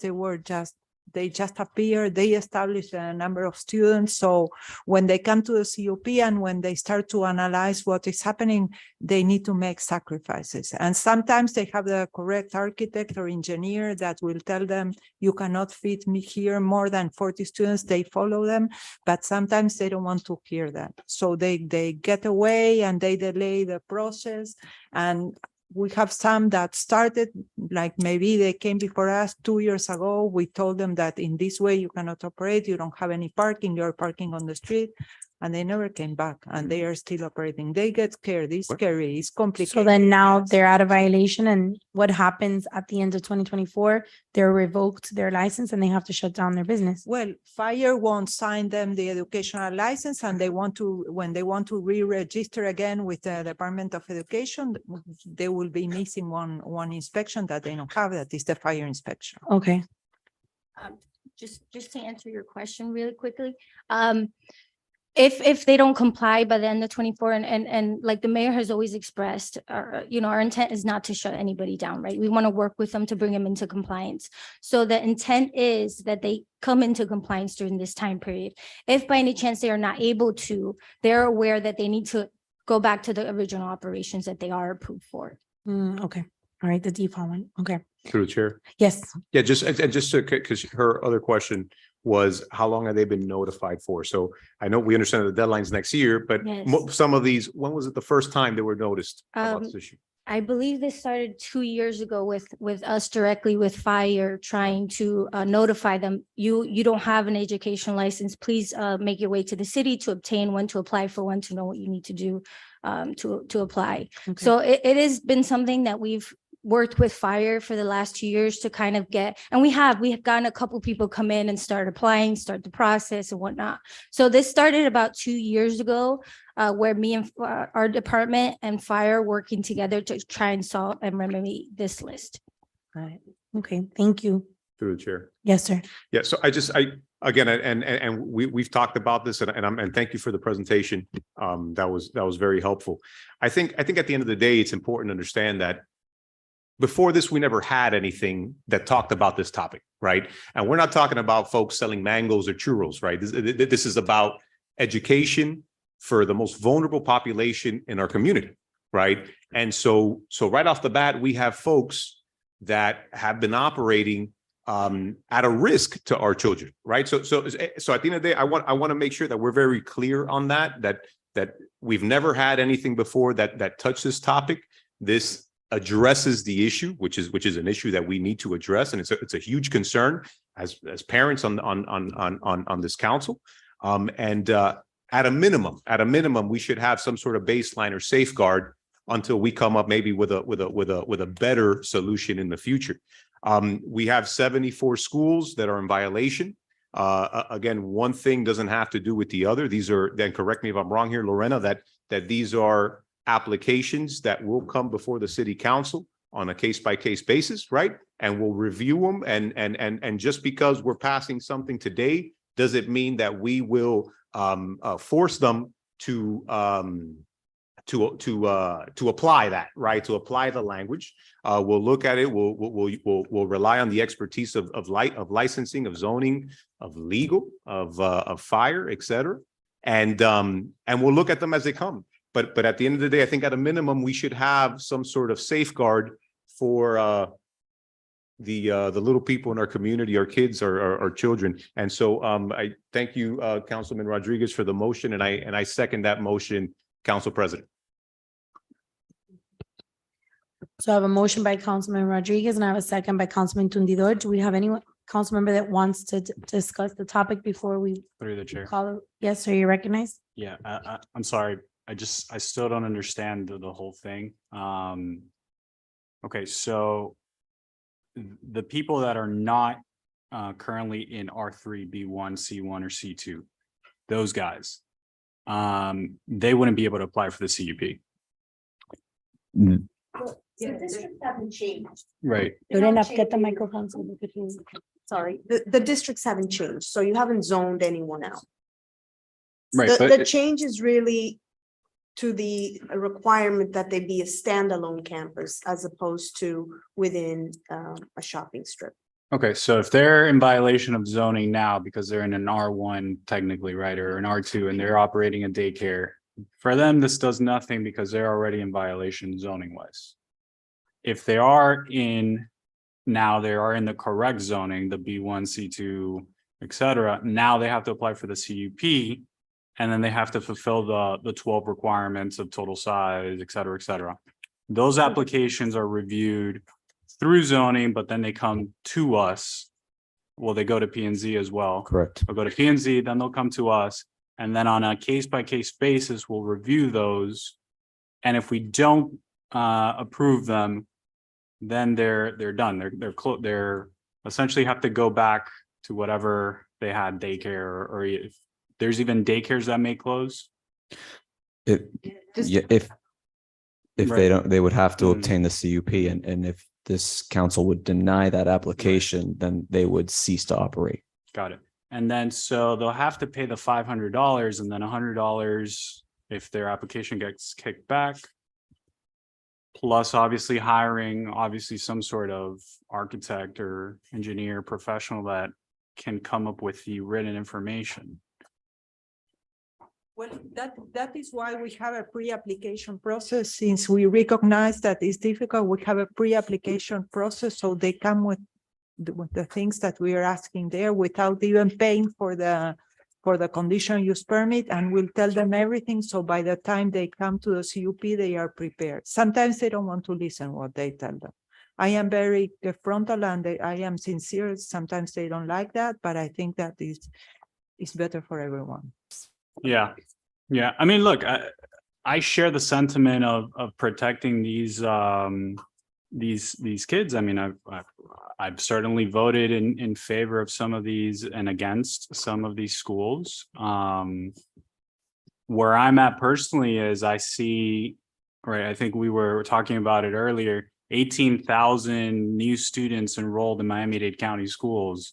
Those are, well, in grade school, but certainly I assume there'll be kids in daycares and certainly in these private schools.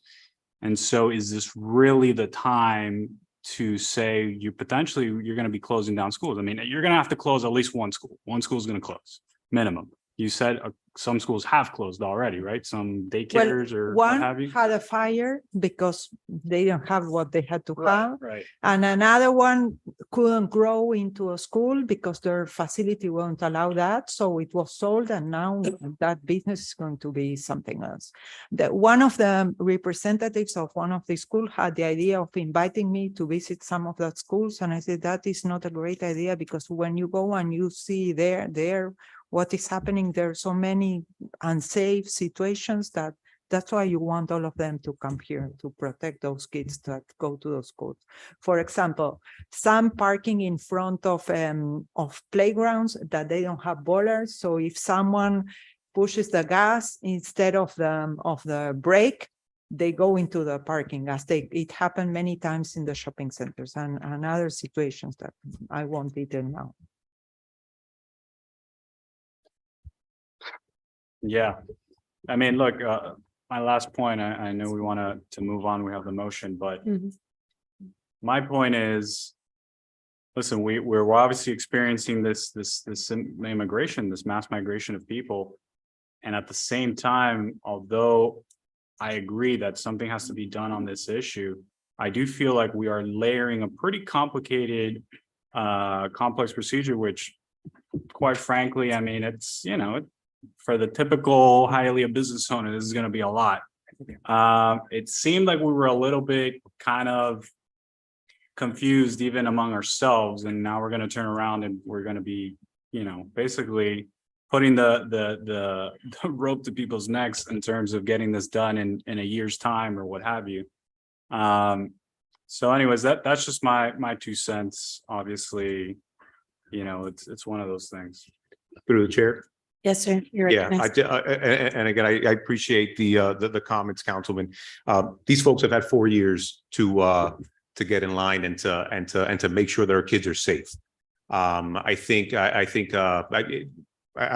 not sure what confusion you have. I think we all pretty much understand the intention of this ordinance, and the 74 that are still outstanding, they'll come by and they'll have their day before this council, and we'll make decisions on that, irrespective of what this language says. But at the end of the day, I think this is a pivotal moment for Hialeah when we talk about education, when we talk about public safety.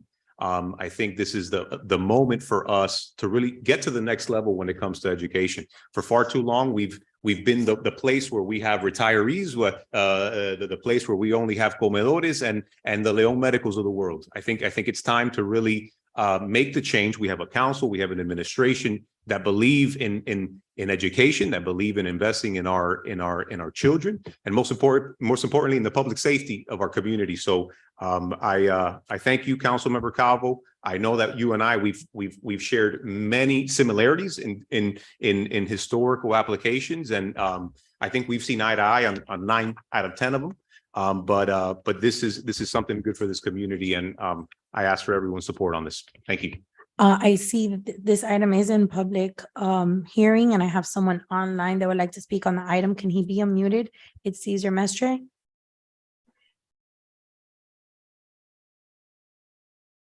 Good evening. Can you hear me? Yes, sir. We hear you. Good evening. Good evening. Cesar Mestre with law offices at 8105 Northwest 155th Street, Miami Lakes, Florida. Thank you for the opportunity to speak. I want to start with, you guys know that I've been involved with a number of these schools for a number of years. And Councilman Tundidor, I commend you for what you're doing here, because it's needed. There, as you said, there was nothing that really addressed this issue, and it was kind of left open, and kind of, I can tell you that this has changed dramatically the way that these applications are being processed now. I can tell you that back in 2017, 18, when we would apply for a CUP, it would come before the planning and zoning. The zoning director would make a recommendation. It would go to the council, and I would instruct my clients, okay, after it goes to council, go to licensing and go ahead and get your educational license, which you need. Now it's, and correctly so, now it's, once you finish getting your CUP, you have to go to building, you have to go through fire, you have to go through and make sure that all of the disciplines and all the departments are complied with the code for education. That wasn't done before, but it is being done now, and I think that's fantastic. The only thing that I have a question is, last time on first reading, you guys said that all of the guidelines that are being implemented, and it looks like it will be implemented today, did not apply to pending applications or schools that existed. When I say schools that existed, we all know we're talking about schools without the proper Hialeah license. I'll give you a perfect example. The one that you have today in PZ is a school in a shopping center. And if you pass this tonight, then you're saying that no schools and shopping centers are allowed. Last time you said that that wouldn't apply and you would take it on a case-by-case basis. And I just want to make sure that that's still the case, number one. And number two, when it seemed in the initial presentation that repeatedly they said that the folks didn't come to the city and advise that they were doing educational. I can tell you firsthand, I have seen applications where they went to the city and they applied for educational. And for whatever reason, and I think the confusion that Councilman Calvo was talking about before is not any malice or anything like that. I think that perhaps folks in licensing didn't know what was going on, that there was a requirement for the CUP, and folks were given daycare licenses and they thought that they were complying. Have they complied? No, 100%. We all agree on that. But I think that, I don't think it was something that the daycare operators did with any type of malice or anything like that.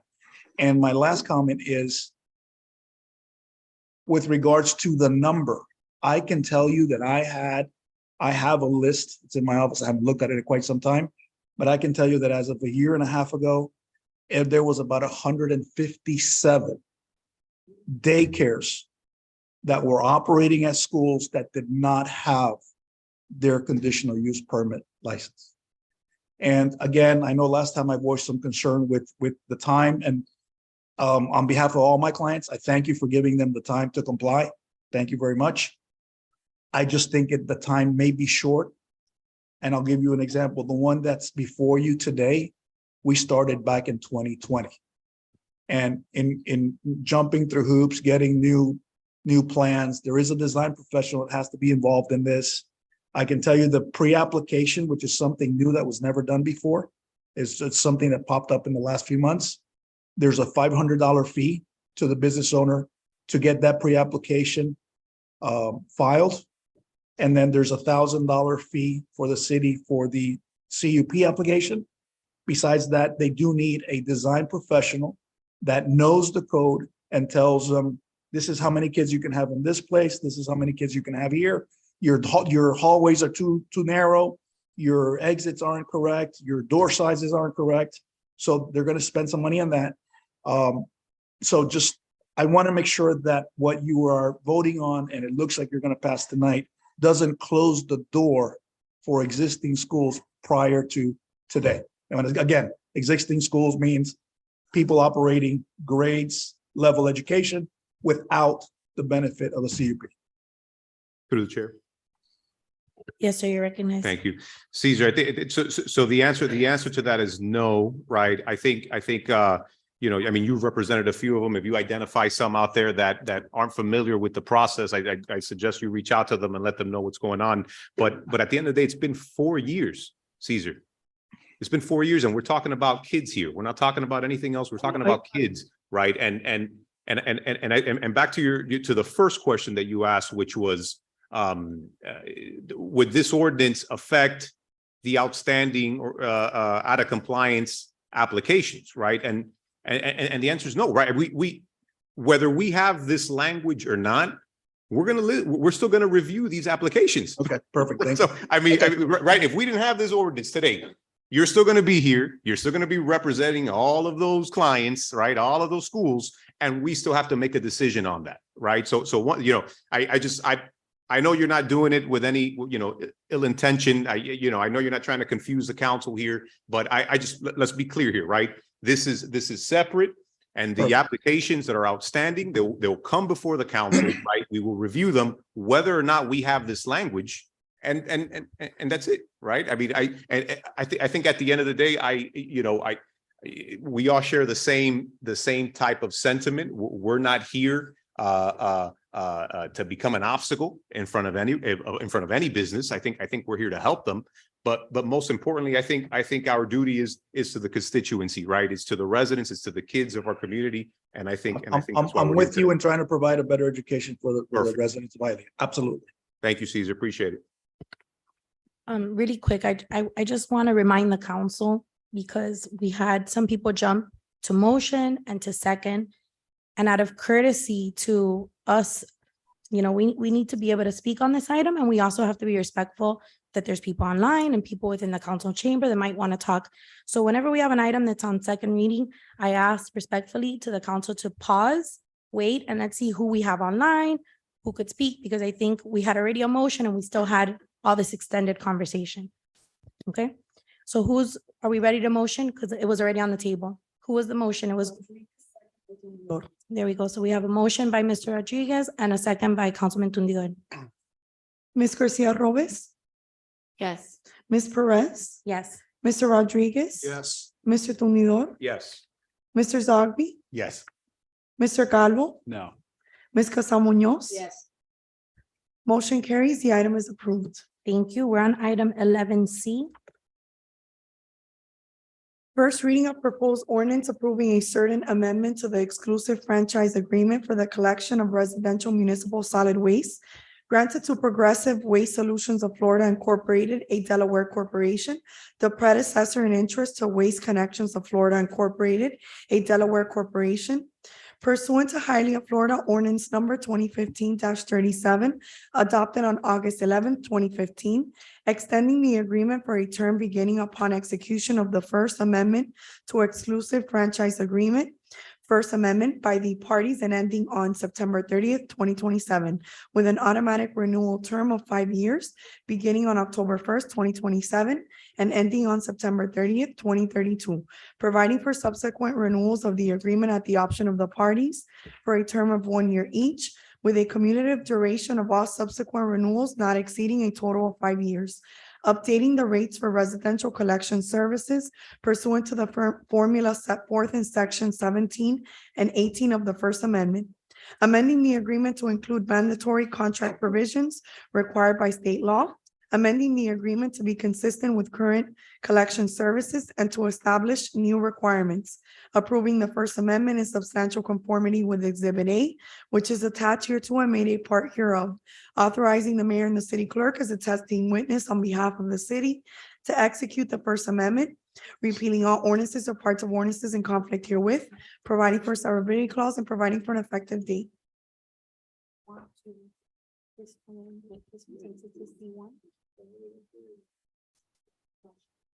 So we should read it in Tagalog because it's basically the same thing for discussion. No, the first reading of the law. Why is it 11C1? Because the resolution is to bring awareness to the council that we need to bring that item back. Okay. At the second reading of the ordinance, it's related to that one disclosure. And what you have on C right now is for the waste collections contract. Okay, so we have first reading 11C. Do we have any council discussion on the item? Yeah, through the chair. Yes, sir. you And recognize. I'm sorry, we spent way too much time on that other item, but I have a couple questions, so I do apologize on the next couple of items. For the. You don't need to apologize. That's why we're here. We're here to discuss items. so- Perfect. Thank you. So just to be clear, is it the rates here, Lorena, what are these rates for exactly? Because I noticed that there was 1876 per dwelling per month, and then plus an additional 1596 plus $2.81 for fuel. What are these rates for? These are for residential collection per collection on each account. But why don't we invite the gentlemen who provide us the service, who are with us here in the office, or if the mayor has someone to speak on the item? We also have our outside counsel. Good evening. David D. A coin toss, maybe? Yeah. Name and address for the record, please. Good evening, Madam President. My Evening. name is Grant Smith. I represent Waste Connections of Florida, Inc., 401 East Las Olas Boulevard, Fort Lauderdale, Florida. Wonderful, thank you. Councilman, did you Councilor. want? Your question. Yeah, so what are these rates for? So this is the collection of, there's three components that every resident gets from our company, which is different from, I don't know the agenda item, maybe it's 11D. It's a little different. So from my client, what the resident gets is the solid waste, which I believe is a brown container. Yep. And as well as yard waste and bulk waste. So those are the components. Now, the way the contract is constructed today. I'm sorry, 1 second. So Please just, go so ahead. for the yard waste, Yes, sir. is that already part of the solid waste or is Yes, that a sir. different pickup? Nope. So it can be in the container with the solid waste, or it can be part of the bulk. It could be. Okay, either. right, all right, right. So it's it's two different pickups, right? It's the regular twice a week pickup for the brown container, and then it's the once a month bulk. Yes, sir. Right, okay. So the pricing is, because of the way this contract is constructed, the pricing actually has two components. One is for what you would just call hauling, Mhm. and one is for fuel. Mhm. So there's different consumer price index indices that control each one. And the price is apportioned. And when the consumer price index is applied, I believe it's in this contract, I believe it's every October.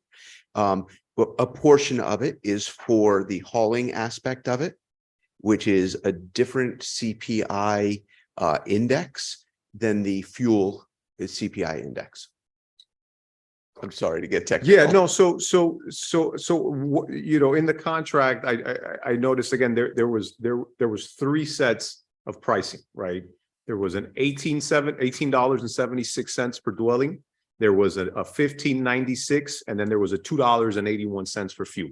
Right, because the way when this was originally bid back in 2014, it was bid for, you had to bid the three components. You had to bid waste, you had to bid yard and bulk, and you had to bid fuel. Okay, so in other words, the 1876 per dwelling is for, you're saying that's for solid waste? I believe that's. And then the case, yes. 1596 for bulk, or what, your vice versa? Yes, sir. Okay, and then plus the $2.81 for the fuel. Yes, sir. Okay, and then how does that differ from the and maybe we'll talk about it for 11C1, but how does that differ from the $62.10 service fee that we pay? Okay, so that is a different item. I'll be happy to talk about them all together because they're sort of related. I got to tell you, I mean, it's hard to discuss one without the other. But the service fee is for disposal. So when the truck picks it up at the curb, then the truck takes it to a place, a transfer station, whatever, to be disposed. That's our disposal facility.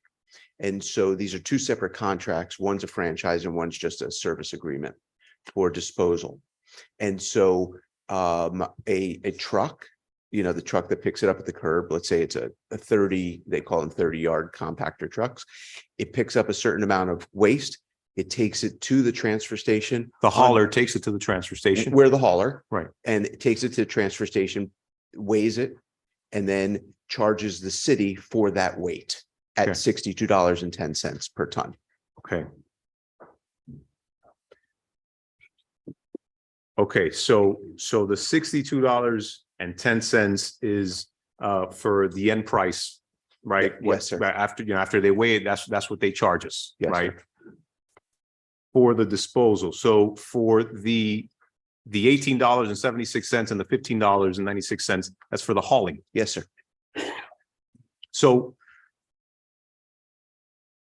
And and Lorena, and so are these two separate? Yeah, the costs, are they passed down to the consumer? Both of these costs?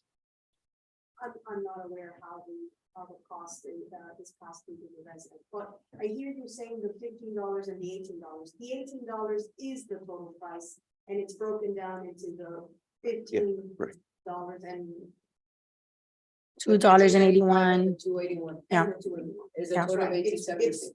It's one cost for collection, and that one cost for collection includes the complete service. 15 and fuel. Municipal waste, like residential waste and bulk and landscaping. At the service level within your code. What Ms. Bravo is saying is it's not $30, it's the $18 It's $18. per home, per month. Yeah, I'm trying to understand. So I'm looking at subsection A here, right? For section 38.1 subsection A.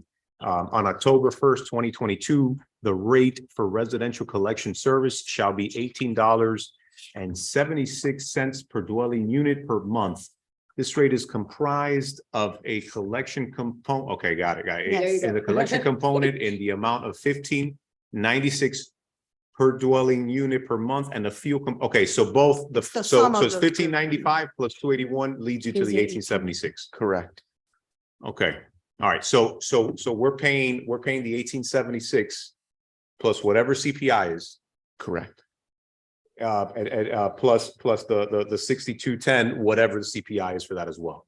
Correct. And the 6210 is based on the weight. So it's an objective standard. Okay. Truck comes in with this much weight, city gets charged for this much weight. Okay, what are tipping fees? That's the same thing as the service fee. Okay, so it's the same thing. Identical. Yes, sir. It's literally when it's tipped off the truck. Okay, and then I noticed for holiday pickups, we mentioned here in the contract that that the city needs to advise you 30 days out of when we want that pickup if it lands on a holiday. Right. Right. So there are some holidays built in, and the previous administration at one point, I remember specifically in the very first year, for example, the previous administration said, can you work on this day? We don't want to skip that day. And so we entered into negotiations for how much it would be to work on a holiday. And so this now gives us the city the absolute right to ask, but just in a certain time frame so that then we can calculate and come to an agreement of what it would cost to operate on a holiday. Because it costs us more to bring people in, to open our facility, to do things when we aren't normally open. Okay. And so for pickup, what are the metrics for pickup? I know that, in the past, we've had scenarios where, my trash wasn't picked up. I think it's Mondays and Thursdays. My trash didn't get picked up Monday. And then usually, we give you guys to the next day before 12 o'clock to pick it up. Is that still the same? Yes, nothing, if it's not in the amendment to be changed, it's not being changed. Lorena, is that being changed at all or no? No, sir. No. And I can tell you that over the years, the administration has held our feet to the fire, and we have paid liquidated damages based on timeliness issues over the years. They've gotten better. Let me tell you, obviously when we took this contract over back in 2015, 2016, it was taken over from the Public Works Department. There was a learning curve, and over those years since then, I think the complaints, and I believe Yasmani and Carl, I don't see Carl, oh, there's Carl, can talk to you about how very few complaints there are on a daily basis now. So who gets the complaints? You guys get the complaints? No, actually, the city Well, obviously, We do. everybody calls everybody calls their council person, right? So how do you get, so, exactly. So how is it that you know about the complaints? The city will call us immediately, email, text, whatever it is. We have a ground supervisor who's on the streets of the city every day. And that person will take calls mostly from Yasmani's department. And they respond to them as they can. So but the first instance, this city made the conscious decision back when this contract was entered into, that the city wanted to keep and be the first line of defense, so to Right. speak, Mhm. and receive all of those complaints so that they can keep the metrics. So you guys have a complaints log? for Of every month? course, of course. So if we were to request a complaints log for the last 6 months, you could provide that as well? Of course, but remember, our information is really just what comes from Yasmani's. Yeah, It's- yeah. It's one to the other. I'd like to reconcile both. Oh, Yeah. of course. Okay. It's a, Okay. Yeah. All right. So maybe this week or next week, you can have that for us? yeah, whatever. Yeah? Yes. Okay, perfect. Yeah, sounds good. So, and again, I think we all like to talk on this subject because garbage is a big deal here, right? So we want to make sure that it gets picked up and on time and make sure that we It don't have any of affects, these it issues. affects everybody and we're here to do it. And so then lastly, Lorena, is there a change in cost from what it used to be to what we're approving today for the hauling? For the collection, you mean? Sure. Yes, Yeah. of course. I think Okay. And there's what's, an increase in rate and you have planned increases in rate. That's the same section you were looking at. yeah, and I just want to be clear that the increase in rate is just CPI plus fuel. Well, I think David, Carl, Carl, who's your finance person for this department, could talk about what the increases are. This was at a renewal point, and we entered into a negotiation about, some of the pricing going forward. But- Sure. Well, I mean, I don't want to, if you want to hear from the administrator. Yeah. Do you want to hear from? Absolutely, Carl. Carl Holzenberg, Millian Swain and Associates, 2025 Southwest 32nd Avenue, Miami, Florida. Yeah, to speak to that, there's two components, or the two contracts that you're speaking of. Entered into an agreement, 6210 for the disposal part at the bottom. I think you have the exhibit. 1876 for the collection portion. That is the starting point.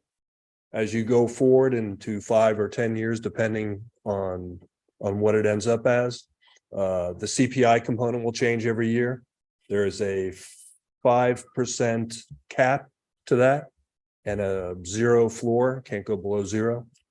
The fuel costs are what they are for a certain type of diesel fuel that they use. And that will change every year per the contract, depending on what the fuel CPI is, for lack of a better term. Carl, so it's 1876 now. What was the price before?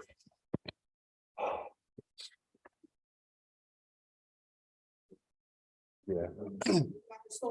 I want to say below 17 slightly, Okay. but Okay. and 61, I think, for the disposal. Yeah. Okay. All right, thank you. You're welcome. Through the chair. So just to clarify, I think Councilman, if you want to go back to your document, I think on page 27, the column that you're speaking on, I believe it shows 6%. Let's see, look, the total goes adjusting every year. Do we have any more discussion? Any other council member? Yes, sir. Oh, I'm sorry. Did you? You were first, I'm sorry. Go ahead, Councilman. Have a lot. Go ahead. No? No, my point was on CPI. So obviously I saw one of the changes was we won't be able to take advantage of any deflation. Right. So one of the topics that we've been talking about in the past couple of months is, is there an impending recession? How does that affect us? And obviously in this case, with these changes, our base will be 0%. So if there is some sort of negative CPI, we won't take the advantages of it as part of our contract. So just to comment on that, I think there's been maybe 1 or 2 instances over the last 10 or 12 years where the CPI has been negative. And Yeah, that was for the pandemic. Other than that. So just to comment on that. Right. And 2008. Yeah, possibly. I don't know if my schedule goes back that far or not, but. Right. I mean, so if we Yeah. if we had a recession and it looked anything like 2008. Well, you've had, yeah. Okay. Thanks. If I might, go ahead, no, Councilman. So, Armando brought this to us a couple of months ago, and kind of gave us a glide path of where he was negotiating, on this issue. What he, informed me at that time, and perhaps there's somebody that could corroborate, was that other cities had decided to go out to bid. And the price of, that was coming back was very high. And he decided to go this route where we could at least have some leverage to hold the price down as much as possible. You know, there's no way of sugarcoating it. The way that the city used to handle their garbage was that we operated it. And we artificially suppressed the price of the service. Because obviously you wanted to win political points. I was here in the city council when we did that. And the price was very, very low. But the reality is that we were paying for it in different ways. You know, you were using your tax dollars, your property taxes, to basically as a stopgap for it. And obviously the decision was made at some point, maybe wisely, was that these costs were going to continue to go up, not to mention your employment costs, benefits, and what have you. So, you know, I supported and I support the route that Armando decided to go to and understood the wisdom. You try to keep the price as low as possible, as opposed to going out for a bid, who obviously one would think, well, go out to the open market. The open market, though, in what other cities have experienced, has been a dramatic increase. And that's why, you know, stick with who you know, who you've been working with, and then the price, obviously CPI, fuel cost, things that you can't control. There's an inchward up, but like water, it continues to go up. What you want to do is improve your customer service. Make sure, as you were laying out correctly, is that when we get complaints, how is it being addressed? Is it being addressed quickly? You know, I don't know if there's anybody from the department that can speak to it, but I remember distinctly Armando saying, going out, this is what we're seeing. Let's not go out so that we don't fall ourselves into a trap that the prices then go up more than what it is already experiencing. Good evening, Council. Yasmani Diaz from Department of Public Works, Solid Waste Division. As Grant stated, yes, the complaints usually to add to Grant, there is a web-based complaint system that customers call Waste Connection for a complaint. So when they call in, they document it on an email. That email is automatically, I will see that email automatically about the complaint. So what I do is, when I see that complaint, they're supposed to figure out what happened, if there's a miscollection or there was property damage or anything like that. I get to view it. They have a time frame to make sure to comply with that. If it's property damage or a miscollection, they have to go out and make sure they go back and fix the problem. I usually see it. I send my staff, if it's myself or supervisor or an inspector, to first view the problem and take a photo. So what we do, we take a photo, and then I send a master email to everyone in Waste Connection to make sure to comply within a time frame of compliance set in the contract.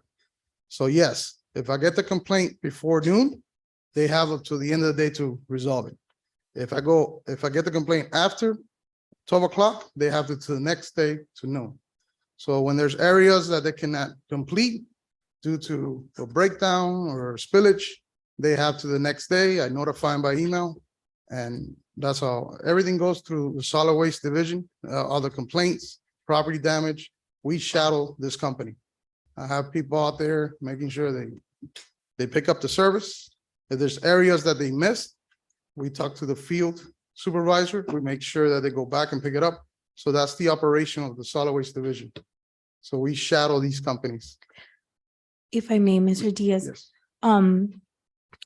how do we make this company accountable though? Because I've gotten several complaints that there's been property damage to like one of the waste cans. Correct. And it's taken between 3 to 4 months for it to be delivered to the resident. And the resident is sharing a can with a neighbor or not able to roll it out because the wheels are broken. And it's been several times that that's happened. So how do we keep this company accountable? Not just following up with an email, what other They- writing can we attach to the contract We do have a provision. to make it? We do have a provision in the contract. It's 44.4, I believe. That is administrative charges. What is it, 44.1? 44.4, that's the administrative charges. Those are Okay. the fees that we apply to them when they don't comply within the time frame. These fees, it's like, let's say they missed 2 blocks or a route and they do not comply with picking it up. There's a fee for that, like $1,000 per route. We assess those fines per month. If there's a property damage, they have a time frame. If they need more than 3 days to comply, they have to notify us. If they do not notify us, that is another citation to the company. So may I request with what Councilman Tundidor asked for those logs? Can we see those citations and how many Yes. deductions have been made? I would stick to the same time frame within the last 6 months. Correct, yes, I receive monthly. I receive logs monthly. And it's not only complaint logs, it's property damage logs, supplemental logs, because the customers, they could call the company. If there's a construction pile, which they do not pick up, it's under the contract and it's under our enforcement code, the customer could call the company and do a supplemental. There's another log for that. There's a mechanical log that I view when they have breakdowns, everything, complaints, container log. Also, when the customer calls for a container, the container's damaged, we'll go ahead and we'll send them an email. I even send an inspector, photograph the container. If it's damaged due to wear and tear, the company promptly goes within a week to deliver a new container. So we view, there's a lot of components to this contract that we shadow this company. Yeah, I can provide all those logs. I receive them. And samples of the daily checklist that we have to enforce this contract. Any other council members have any discussion? Yes, Councilman Rodriguez? Comment. So you're saying shadow. So how just run me through the day. So there's a route, there's an area. How does that work? Well, they have over 15 routes in the garbage section. So these routes, they go out, they inform us daily in the morning what routes have delays. We go out there, we visually see it. Now, I have 4 inspectors, which they enforce the city code ordinance. But I also pull those inspectors to help myself and the supervisor to view this area. The area. Yeah, the area, if we see is not a truck in that area, we notify the company. It could be a spillage, the truck is down, but we notify them this area is incomplete. So we work really closely with their supervisor out in the field. And with Brett and Franco and myself, we send emails, we communicate, we make sure these areas are complete. We drive around through all these areas. Monday collection, is everything north of 41st Street. So I'll have people in there. For bulk collection, I have 1 inspector every day out there, visually seeing these trucks and documenting these vehicles collecting the debris. There's debris that they do not pick up. Under the contract, they're supposed to tag the property, the non-collection tag, to inform that customer that the debris cannot be picked up or the container was too heavy. They supposed to, per the contract, notify the resident. Then we go back and check and see if the debris is still there, then we go ahead and inform the resident. We all want to do the right thing. You understand? And I understand what the mayor said about having a fixed rate, 5% or 3% yearly, I think was the number. What's the most? 5%. 5%, got it. Just so you can know, the number 2 complaint we get is the garbage. I mean, it's gotten a little bit better. I'm not gonna lie to you, slow down, but I just have the concept, why are we all asking these questions? I mean, we all been out there, we understand that. I feel comfortable with what you're saying to me as far as the voice of the residents, that there is somebody from our city behind them and looking at that, because what we don't hear are the ones that don't call us. And then those are the ones, they don't have that access. Maybe in the future, as we open our communications, residents know how to call, because usually when it works, they'll call Tundido, call somebody or call me, one of the councilmen, I call the mayor's office, and that's usually the way it works right now. Just FYI. Yeah. Okay, so something's there, sometimes broken in the system. Maybe it's a quick fix, but that's just most of the hearing. We don't hear too much about, not being picked up or something. It's mostly they left a mess, something broke or something that type of nature. The guy just passed me by or something like that. Just FYI with that, okay? Yeah, we have that inspector, like for the bulk waste. Mhm. I have an inspector out there. And we get daily reports from him to myself at noon. He'll let us know a percentage of what's complete. Every residue that they leave behind, if they make a mess, if they damage grass or anything, we're really thorough on that. Got it. We send an email to them and they're pretty good. They're really good in taking care of the issue quickly. Okay, I was waiting for the garbage negotiation, but I guess I got quiet already. Yeah. So I'm good. Thank you. Thank you, Councilman. Any other further discussion? Through the chair. Yes, sir. You're recognized. So moving forward, if we have these concerns, these complaints come up, we should refer them to you or should we refer them to the company? You can refer them to me. Okay, It'll be a lot more. I can connect with them really quickly. Mhm. I sent out an email, and that email that's really per the contract, I could tag administrative charge if they don't comply. So I send that email to them. They have the time frame to comply, and they're really good with it. Since the beginning of the transition, it's been very good. They've been getting a lot better. But yeah, my department receives all the complaints by email, but really the resident, per the contract, the resident needs to contact the company. So they can Residents- log in that complaint in the web-based system. So I And- could see that visually. And I'm sorry, the phone numbers there, I'm sorry, do they do everything online? The, How do they get the phone number? they can call the Originally- company, they call the company directly how would they know to Who to call? who to call? on our website also. There is. That's a big step. Yeah, That's a big step. in the solid waste section. there- I'm just gonna be practical, right? No, no, Like, I- the other day I got home, it was 5 o'clock, my garbage wasn't picked up. I think I'm pretty well know how the city works. I have no idea who to call. Right? So Well, like, the way it's set up, everything goes through Public Works. So the phone number, they could call straight to Public Works Department, the customer. They have to wait when it gets to, we're extension 7 and 8. Section 7, I have a customer service rep. If we get the complaint there, we send out the email. But really, the way is the customer needs to contact the company. okay, The company is really it's in the trucks, it's in the website. In the website, there's also a way that they could go in and put in their account, their water account number, Mhm. and put in the complaint, and that email will shoot straight to them. can we just put their phone number on the bill? On the solid waste bill? Or is it there No, for their complaint line or whatever? no, on the bill, no, we don't have that I number. mean, it just seems like the obvious. Well, Maybe we can book that into the contract.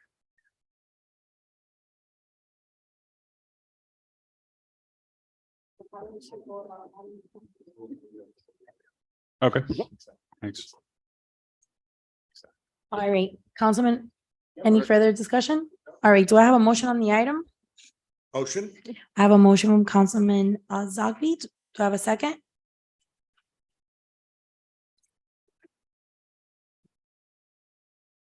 You're kidding.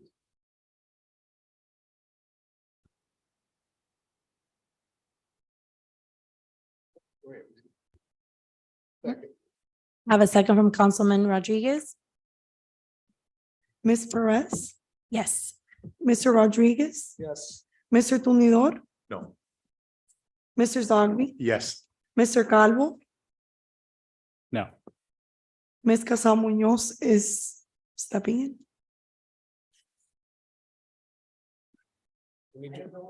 Ma'am, your vote on item 11C. We'll wait for you to come on. The motion is to approve, correct? Yes. Thank you. Ms. Garcia Robes? Yes. Motion carries. The item is approved. Second reading and public hearing is scheduled for March 14th, 2023. All right, item 11C1. Proposed resolution approving an amendment to the agreement for the disposal of Class 1 waste awarded to Progressive Waste Solutions of Florida Incorporated, a Delaware corporation, the predecessor in interest to Waste Connections of Florida Incorporated, a Delaware corporation, on July 12th, 2016, as the responsive and responsible lowest bidder, extending the agreement for a term beginning upon execution of the First Amendment to agreement for the disposal of Class 1 waste between the parties and ending on September 30th, 2027, with an automatic renewal for a term of 5 years, beginning on October 1st, 2027, and ending on September 30th, 2032, providing for subsequent renewals of the agreement at the option of the parties for a term of 1 year each, with a cumulative duration of all subsequent renewals not exceeding a total of 5 years, updating the service fee and CPI adjustments to the service fee pursuant to the formula set forth in section 7, 8, and 13 of the First Amendment, amending the agreement to include mandatory contract provisions required by state law, approving the amendment in substantial conformity with Exhibit 1 entitled First Amendment to Agreement for the Disposal of Class 1 Waste, which is attached hereto and made a part hereof, authorizing the mayor and the city clerk as attesting witness on behalf of the city to execute the First Amendment and providing for an effective date. So this item is for discussion purpose only since it's a resolution. I don't know if Lorena or Yasmani or Franco or who would like to discuss this item? It's actually for your discussion and you've had discussion already. You've discussed both of the rates. If you have any additional questions, we have the team ready here to answer your questions, but we intend on bringing back this resolution to time it with the approval of the collection contract under C1 on second reading. And I don't anticipate that second reading based on advertisement will be any earlier than March 28th. Okay, but it's saying here that the CPI adjustment would exceed 5%? No, it's capped at 5%. Cap in a year when the CPI adjustment would exceed 5%. So the chart that we saw prior, all the percentages were above 5%. So therefore, even though it's projected to go above 5%, it was going to be capped at 5%. Because it was 6, 8, 7 on the chart that we were. I'm not sure. The what chart you're that was looking at. included in C wasn't capped at 5. Was on the one that I said referred to page 27, I believe. I don't know if it's on page 27 for you. Let me see, because the computer's trying to. On item 11C in your backup. See, it's 6 or.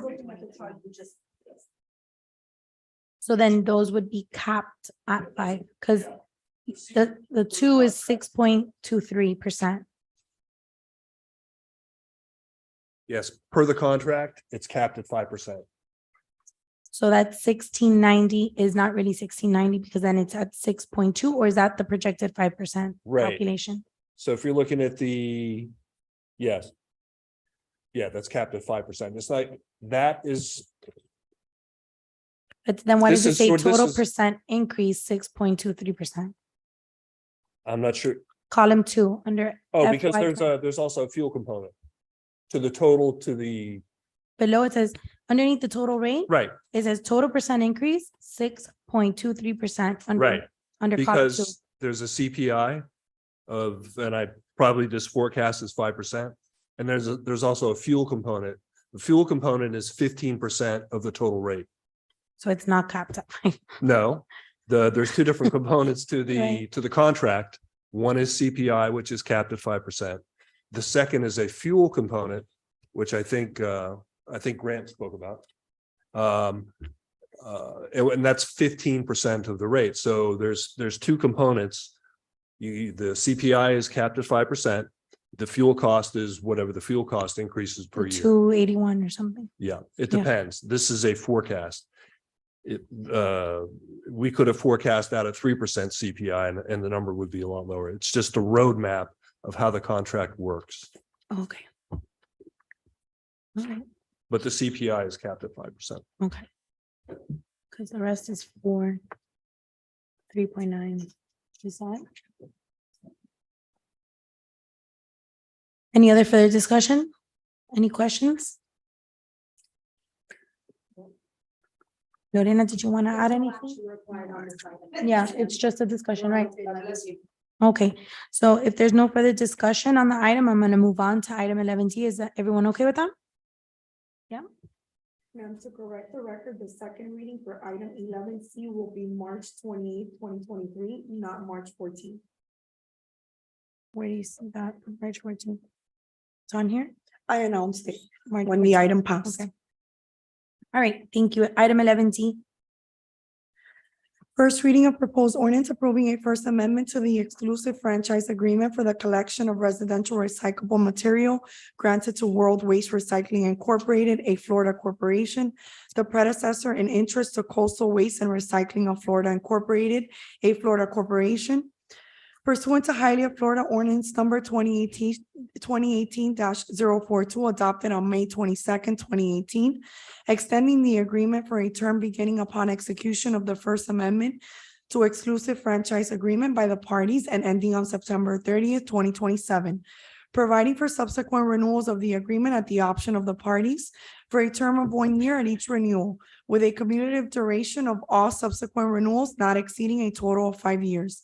Updating the rates for collection services by providing a uniform rate of $2.97 per collection as provided in section 16 of the First Amendment, subject to yearly consumer price index and other adjustments effective October 1st, 2023, and pursuant to the formula set forth in sections 17 and 22 of the First Amendment, amending the agreement to be consistent with current collection services and to establish new requirements, approving the First Amendment in substantial conformity with Exhibit A, which is attached hereto and made a part hereof, authorizing the mayor and the city clerk as attesting witness on behalf of the city to execute the First Amendment, repealing all ordinances or parts of ordinances in conflict herewith, providing for a severability clause, and providing for an effective date. Thank you. So this item is on first reading. Do we have any council discussion?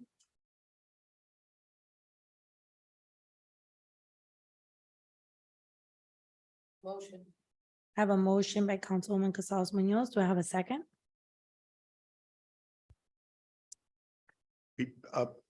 Through the chair. Yes, sir. Does anyone know whatever happened to that study we were supposed to have done a long time ago to see how feasible the continued collection of recycling would be? Do you remember that? I remember that. Did that happen when you came on mayor already, or was that already in the works? In the works, yeah. Yeah.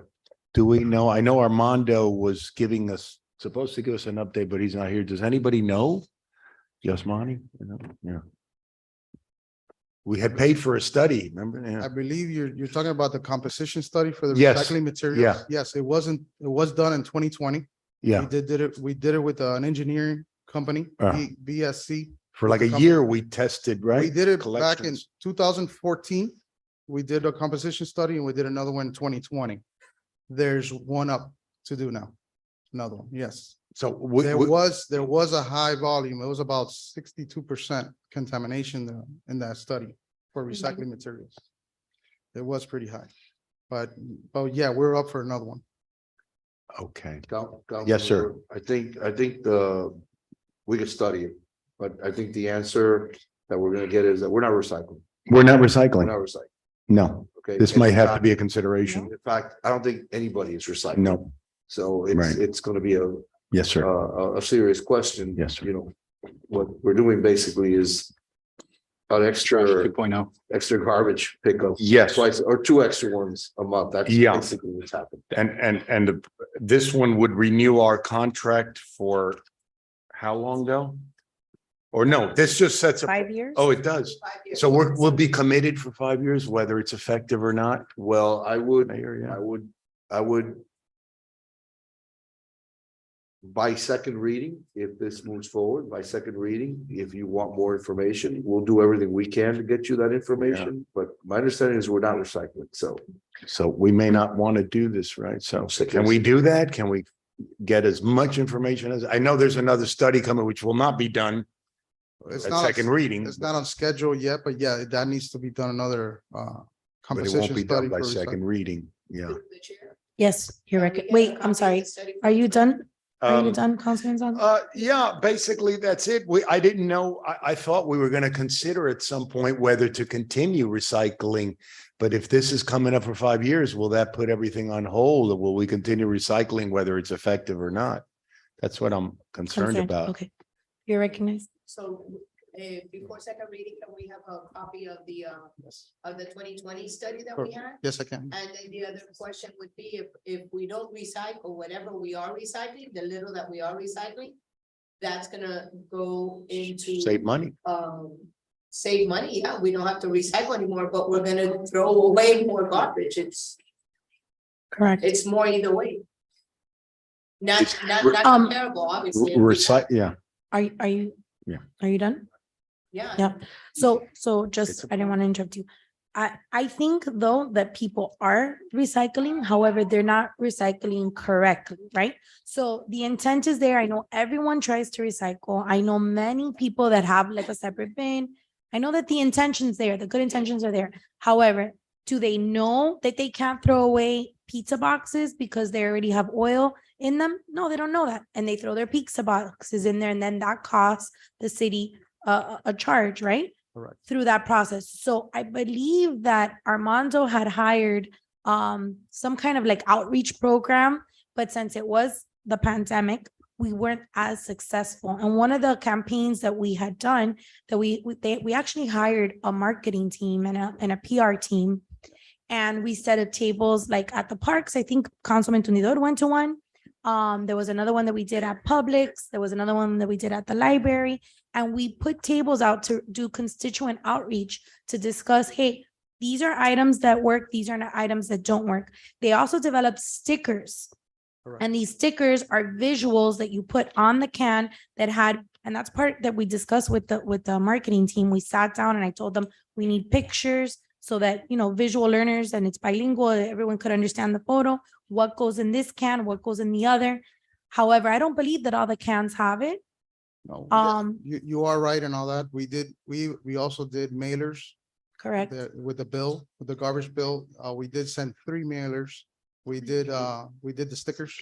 Correct. We handed out stickers throughout the parks and we did do a couple. From the events. study, this was the Correct. result from the study. So the result was 62% was a certain fee that we were being charged, and we had to dump Well, it, and it couldn't be put together with the recycling, right? Correct. The 62% contamination, that was the composition study back in 2020. Right. I believe it's April. I don't remember the month exactly.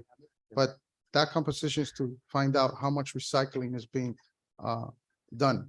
That was done in the transfer facility. They also did a set out study. They went out, this company, and opened up the containers, took photos. I have that study too. I can't recall right now the percentage, but it was 100% residents bringing out recycled containers. And the contamination, I'll have to look at the study again, but there was, details on each container and how much, and it did it in all 8 routes. That was another study that they have done. Okay. So we don't have, do we have what other avenues we did the outreach in? Did we post it like on channel 77? Did we do some kind of, no? No, we did do in some park events. We did. Through the chair. Yes, sir, you recognize. It seems to me that as part of this contract, we should have the company slap the sticker on every bin when they go pick it up. I But mean, that remember, would be it's not the a 100% person that outreach. grabs it. Remember, it's a vehicle to hauler. Through the chair. So, when yes, sir. possible. Well, Oh, I'm sorry. No, Are you were you done? done? I No, apologize for you. is Councilman, are you done? I was not done. No. Go ahead. So presumably the truck has two seats, right? So there could be somebody that jumps off and slaps the sticker. No, they don't. Right now, well, I guess el tipo tiene que ir a pie, basically. Go ahead. Councilman. But I guess my point greater is, right, like maybe there's a more creative way of looking at it, right? I mean, the number one, at least in my house, recycled item is the Amazon boxes. So maybe this is recycling. This is just boxes only, or something that is very clear and easy for people to identify. Because the problem is you give them this whole chart and I do it myself. I'm like, well, is this here? I have no idea. Bang, and I just throw in whichever one, right? Yeah. So maybe there's a creative way to just It's a make it little bit- simple. Yeah. Thank you for sharing your. Thank you. I'm happy to do so. Too much. Through the Eeny, chair. meeny, miny, moe. Yes, sir, you're recognized. All these points are very good, but correct me if I'm wrong. When I said whether it's still makes sense, I didn't mean the contamination rate in the bins of 61%. Yeah, we don't know how to recycle. And no educational program in the world will get people to recycle correctly. That's besides the point. But it is my understanding that the word recycle, its original intent was to recycle these products and save the world so we don't keep throwing them away into dump sites. That doesn't exist anymore. They're all going to a dump site. It's just a different dump site, different price. But we're not recycling it. And it sounds nice because we're being green, but we're not. This is not big. Correct me if I'm wrong. If anybody, we're no longer sending this anywhere in the world except to a dump site. Yeah, And that's all there is to it. There is no recycling. Yeah, there's right? many cities that we have the company here. They have a transfer station for recycling also. They could probably speak on that, but there is many cities that have canceled recycling Mhm. or have done a lot of different things what to recycle. Some has landfill it or take it to the burner as recycling, burn the material. But there is some cities still that are recycling. There's some. Through not the all. chair. I don't know where they're sending it. Okay. though. Yeah. Go ahead, you recognize? Well, please. Is Hey, this, so if we- hold on, is this on the top, sir, just before, is this on the Yeah, I- topic of what happens to recycling? Yeah. Go ahead. John Casagrande, Coastal Waste to Recycling. We pick it up and it doesn't go to a landfill. It goes to a single stream recycling facility, a materials recovery facility right on 37th Court, operated by Waste Connections. Yes, I've And- been there. yeah. And so it doesn't go to a landfill. The contamination gets separated, the plastic gets recycled, the cardboard gets recycled, the glass gets recycled, it goes to Sarasota to Strategic Glass. So there's a lot of the aluminum cans, the steel cans, so it gets recycled. So the myth or the hearsay that you're saying that it goes to a landfill, the plastic bottle is not correct. I mean, does the contamination go to a landfill after it's separated? Yes, but it does go to a materials recovery facility where it's recycled. The contamination that Yasmani was talking about, the study was done during the pandemic when everybody was home. I suggest you do another one that you'll see that the contamination levels will go down because we were all home. We had, one cart for garbage, one cart for recycling. And yes, there was a lot of contamination. We're seeing that the contamination is dwindling, probably somewhere in between 40 to 45%. It's still there, but it's still 50 to 55% gets recycled. So it doesn't go to a landfill directly. It goes to a material recovery facility, and that's where we bring it. I don't know if the benefit to our earth is worth the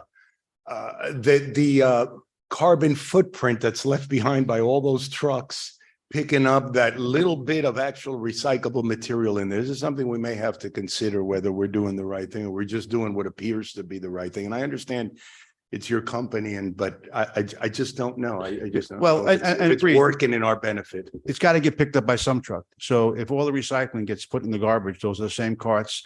You won't see coastal trucks. You'll see more Waste Connection trucks. So it's still a capacity issue. It's still a tonnage issue, and it's still a productivity issue.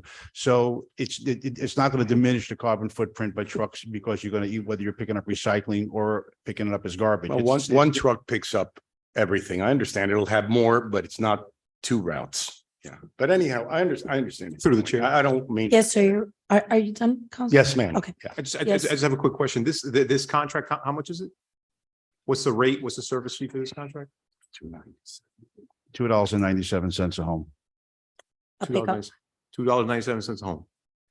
So we can have them pick up the trash and then have them pick up the bulk trash, and then we save residents money on trash pickup. That's a great idea. So it's $2, what'd you say? $2.90. Yes, sir. Your recycling service is twice a month for $2.97. Each pickup is $2.90. No, $2.97 For the month. per unit per month for twice a month service.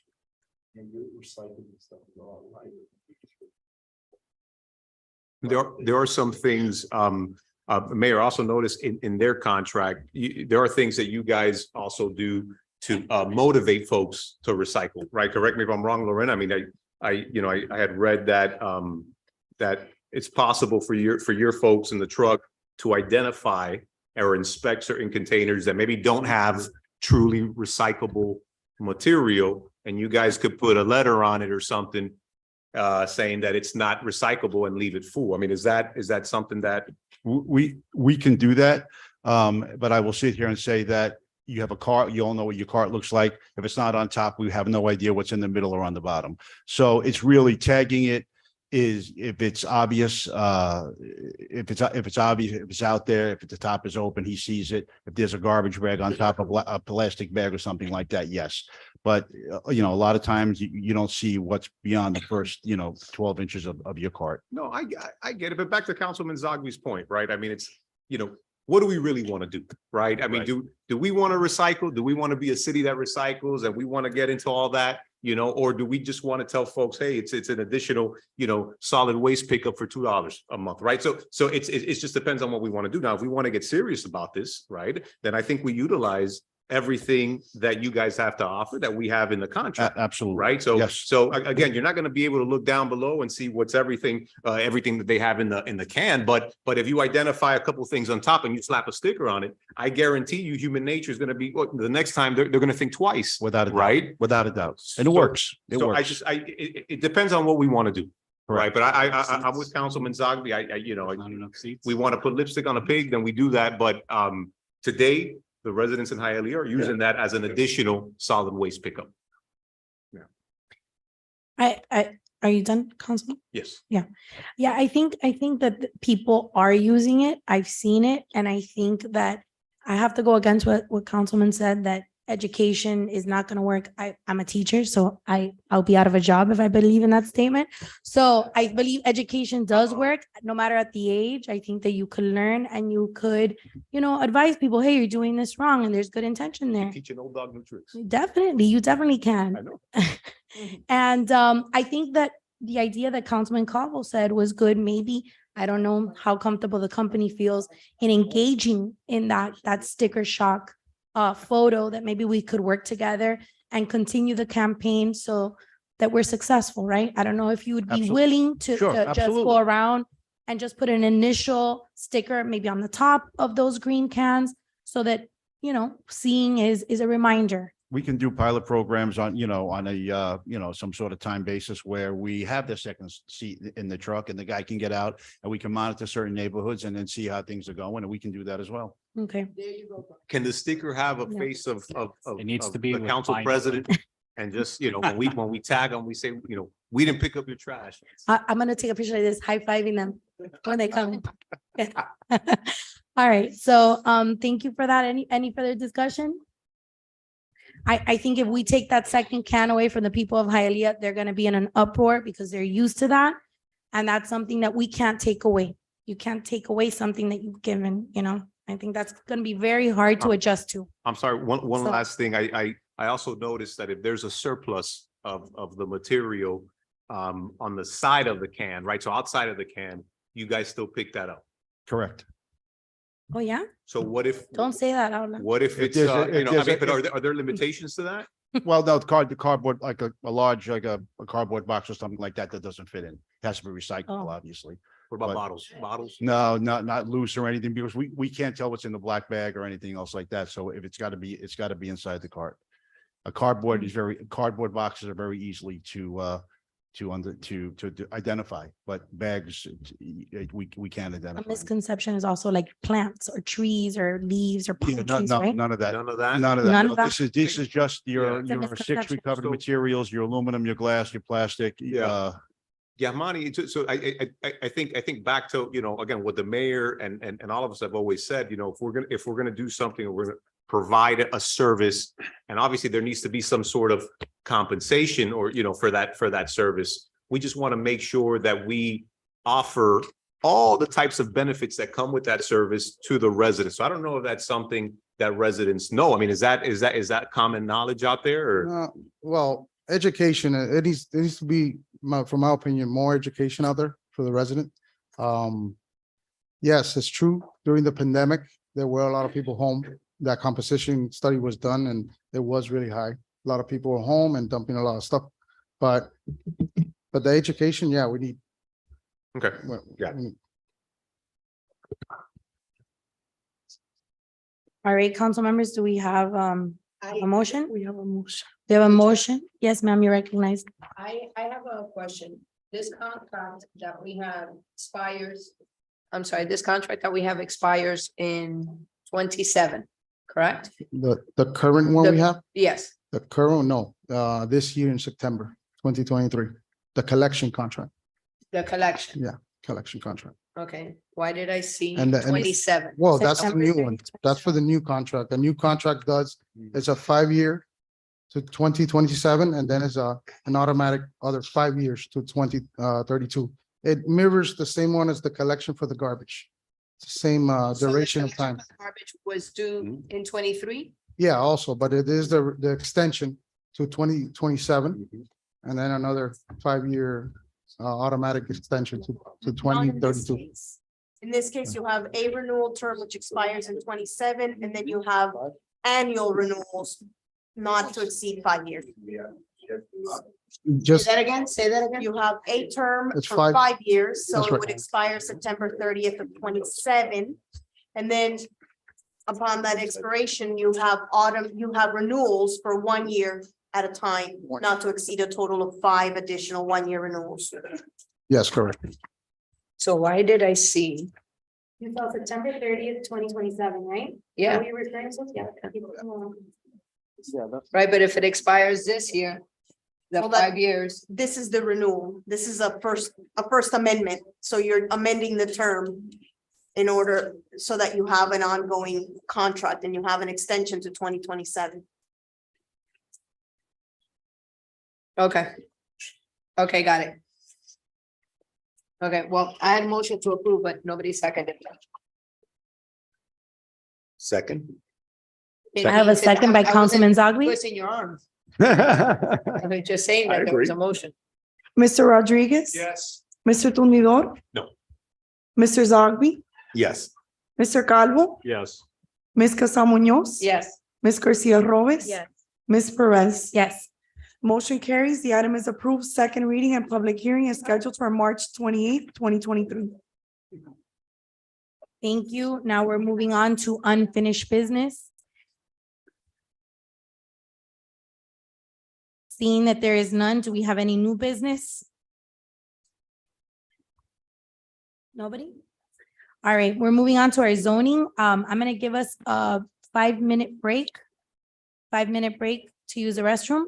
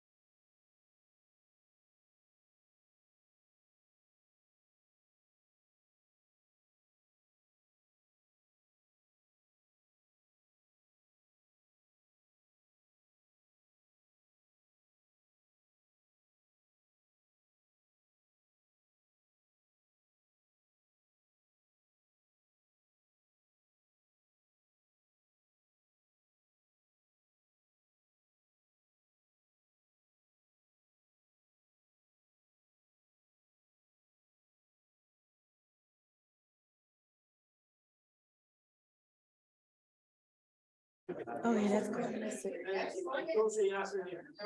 There are no? Yes, yes. Marbs, you ready? Yes. All right, we're on our zoning items. Can I please have whoever's in council chamber that's going to speak on an item, stand up to be sworn in? Any representative on an item that's going to speak? What is here? Everybody left? Online? Yes, Miss Cindy is here for PZ1. Who else? Okay, go ahead. Do you swear or affirm that the evidence you're about to give is the truth, the whole truth, and nothing but the truth? So help you God, if so, say I do. Las personas que quisieran prestar sus opiniones delante de esta junta, por favor, pónganse de pie y alza la mano derecha. Let the record reflect that all have responded in the affirmative. Thank you. We are on item PZ1.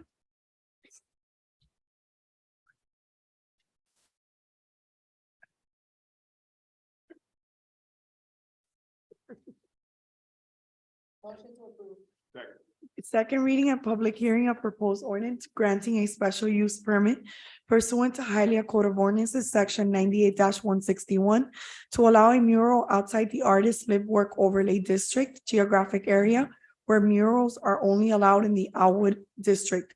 Property located at 1675 West 49th Street, space 1004, Hialeah, Zone C2, Liberal Retail Commercial District, repealing all ordinances or parts of ordinances in conflict herewith, providing penalties for violation hereof, providing for a severability clause, and providing for an effective date.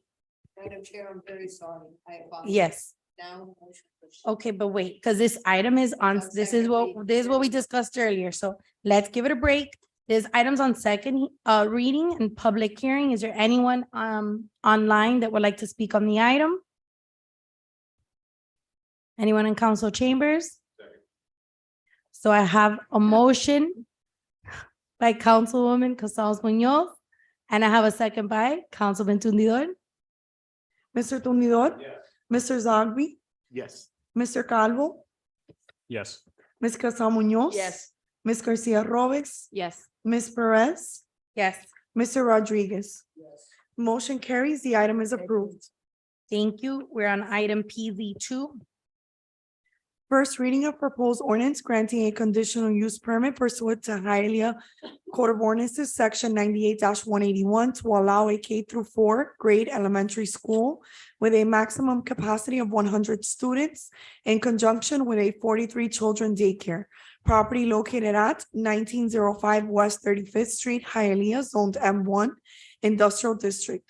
Repealing all ordinances or parts of ordinances in conflict herewith, providing penalties for violation hereof, providing for a severability clause, and providing for an effective date. Thank you. This item is on first reading. Mr.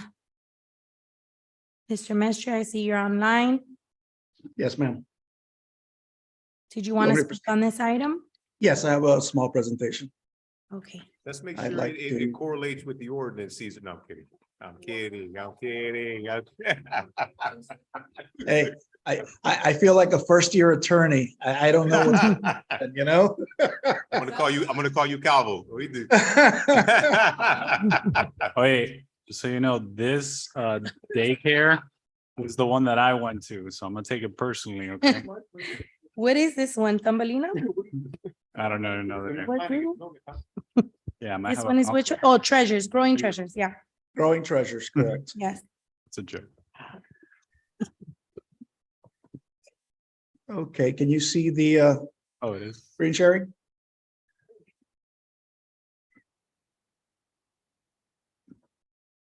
Can you see the screen sharing? Yes, we see it. Thank you. Okay, this is Growing Treasures. It's been operating as a school since about 2017. It's been operating as a daycare back in 1991. It's located at the Promenade Shopping Center, located over there by Okeechobee Road. It's a very large shopping center. It's got over 1 million square feet of space there. We're located on the, what you see is the little blue circle on the south side of the shopping center. That's where the school is located. This is the front of the school and daycare, where it says Growing Treasures, the top slide, bottom slide, just to show you kind of where it's located in relation to that south leg of the shopping Oh, I know center. where it is. This is just showing you the parking lot. You can see it's a very large parking lot. Plenty of space there. One of the conditions that was set forth by the zoning director and the planning and zoning board, which both recommended approval, is that the queuing of the vehicles, and because of the number of students, we got to have at least 10 vehicle queuing, and we have 12 vehicles, that the student for the school be dropped off of 20th Avenue, where you see the number 12, and then they proceed to exit on West 35th Street.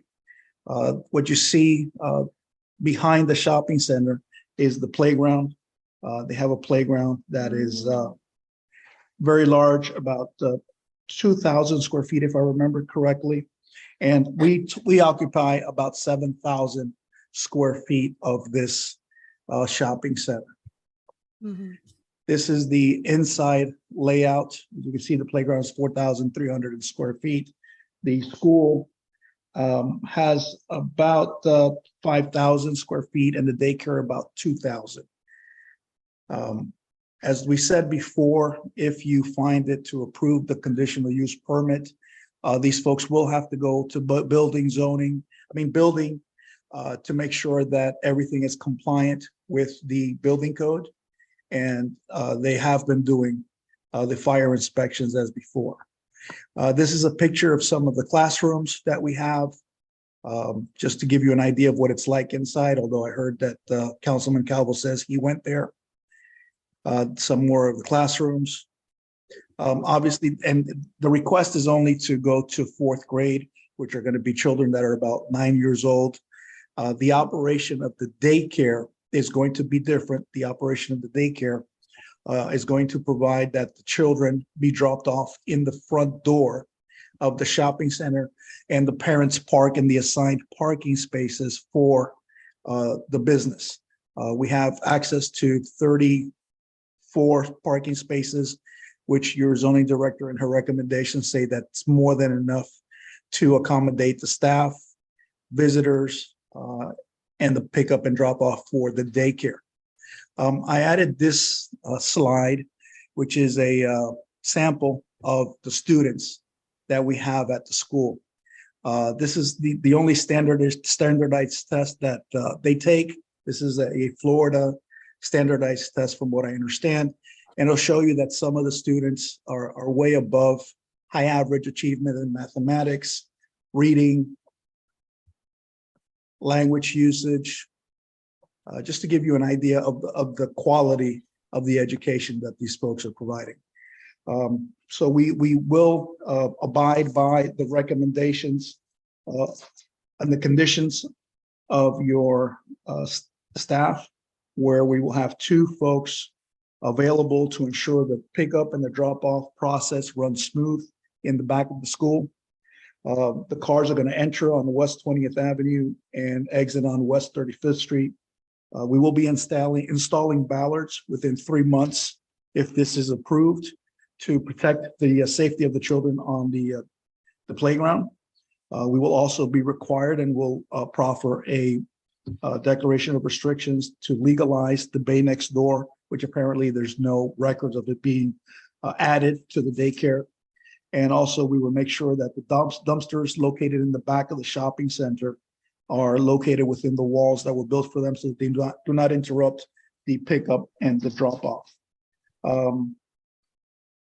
Based on this, I would respectfully ask you for a recommendation of approval, and I'll be happy to answer any questions that you may have.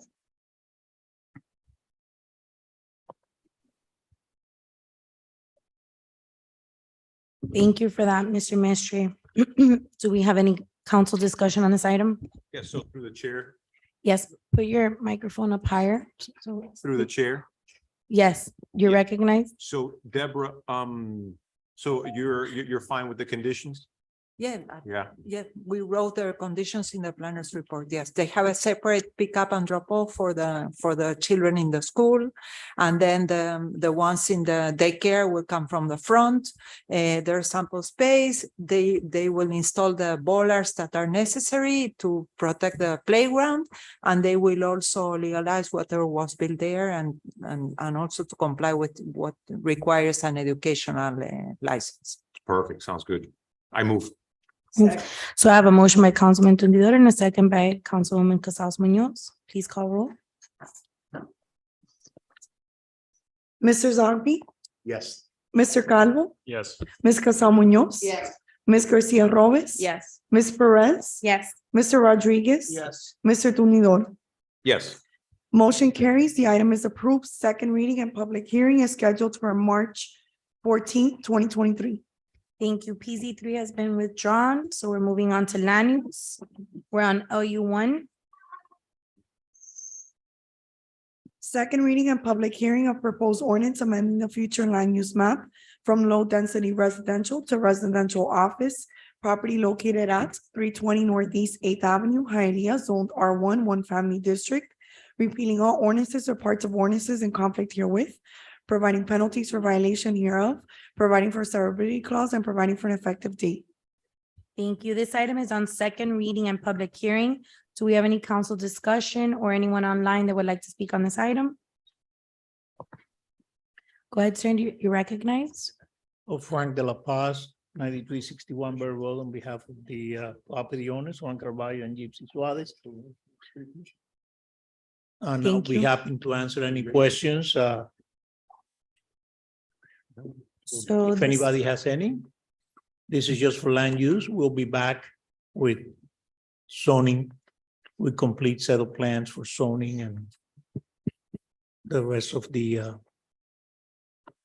variances that will be needed, which is gonna be minimal at the time of zoning. Motion to approve. I have a motion by Councilwoman second. Casals Munoz, and I have a second by Councilman Zogby. Mr. Calvo, Yes. Ms. Casal Munoz. Yes. Ms. Garcia Robes. Ms. Perez. Yes. Mr. Rodriguez. Yes. Mr. Tundidor. Yes. Mr. Zogby. Yes. Motion carries. The item is approved. Thank you very much. Thank you. Item LU2 has been postponed until March 14th. So has item LU3. So let's go on to item LU4. First reading of proposed ordinance amending the future land use map from residential office district to commercial district. Property located at 218 East 49th Street and 226 East 49th Street, Hialeah, zoned RO, residential office, and R1, one family district, repealing all ordinances or parts of ordinances in conflict herewith, providing penalties for violation hereof, providing for a severability clause, and providing for an effective date. Thank you. This item is on first reading. Do we have any council discussion? Mr. Minister, do you have something on the item? Yes, I do. Okay. Let me try to share my screen and get it up. 1 second. Okay, I have to pull this one.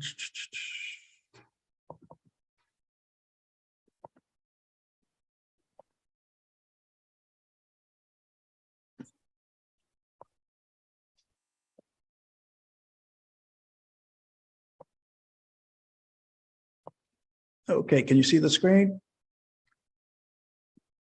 Yes, we see it. Okay, perfect. Okay, this is a property, this is for land use. Properties are located at 218 and 226 East 49th Street. These are the properties that are located on the south side of East 49th Street. This is one of the lots. This is the second one of the lots, and we will be doing a unity of title if this is approved so that we can go forward with the rezoning. This is the properties here, the second and third lot. As you can see, there's other commercial properties, ROs, and basically this is an RO property that's going to be redeveloped into a doctor's office. And we all know that the RO has been outdated for quite some time. Originally, these doctors and accountants worked at their houses. And that's why they came up with the restriction of only allowing 2 licenses. But nowadays, a doctor's office, for example, you have doctors that work in different offices. They'll have their physician's assistant need licenses. Some of the personnel staff that work there need licenses. So this is just consistent with that. Your zoning director has stated that the development that we are proposing is consistent with the RO designation, but in order to achieve the licenses that we need to change the land use and then come in and rezone. This is the property that's located right next door. We're going to have a two-story office building that's going to be consistent with the area. And these are the signatures of a petition of adjoining landowners that we had them sign, saying that they were in agreement with this proposed change. So based on this, I would respectfully ask that you recommend, do you approve this land use amendment? And I'll be happy to answer any questions that you may have. Thank you. I have a motion from Councilman Rodriguez and a second from Councilwoman Casas Munoz. Ms. Casal Munoz? Yes.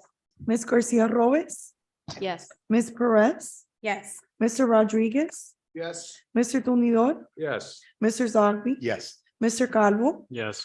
Motion carries. The item is approved. Second reading and public hearing is scheduled for March 14th, 2023. Thank you very much. Thank you. LU Good five night. has been postponed till March 28th. LU 6 has been withdrawn. Do you have any city council discussion? Through the chair. Yes, sir. You're recognized. Just very quickly, I kind of want to just grab the sort of take on the appetite of the council to consider sort of a long-term change to like how this body operates. I know we're a little late on time, so I'll be very to the point. You know, Hialeah is one of the top 100 cities in the country. And if you look around, most of the major cities in terms of population have a different form of government in terms of their council or their commission, where they have actual districts. So areas that they represent, similar to how the legislative body works at the state level.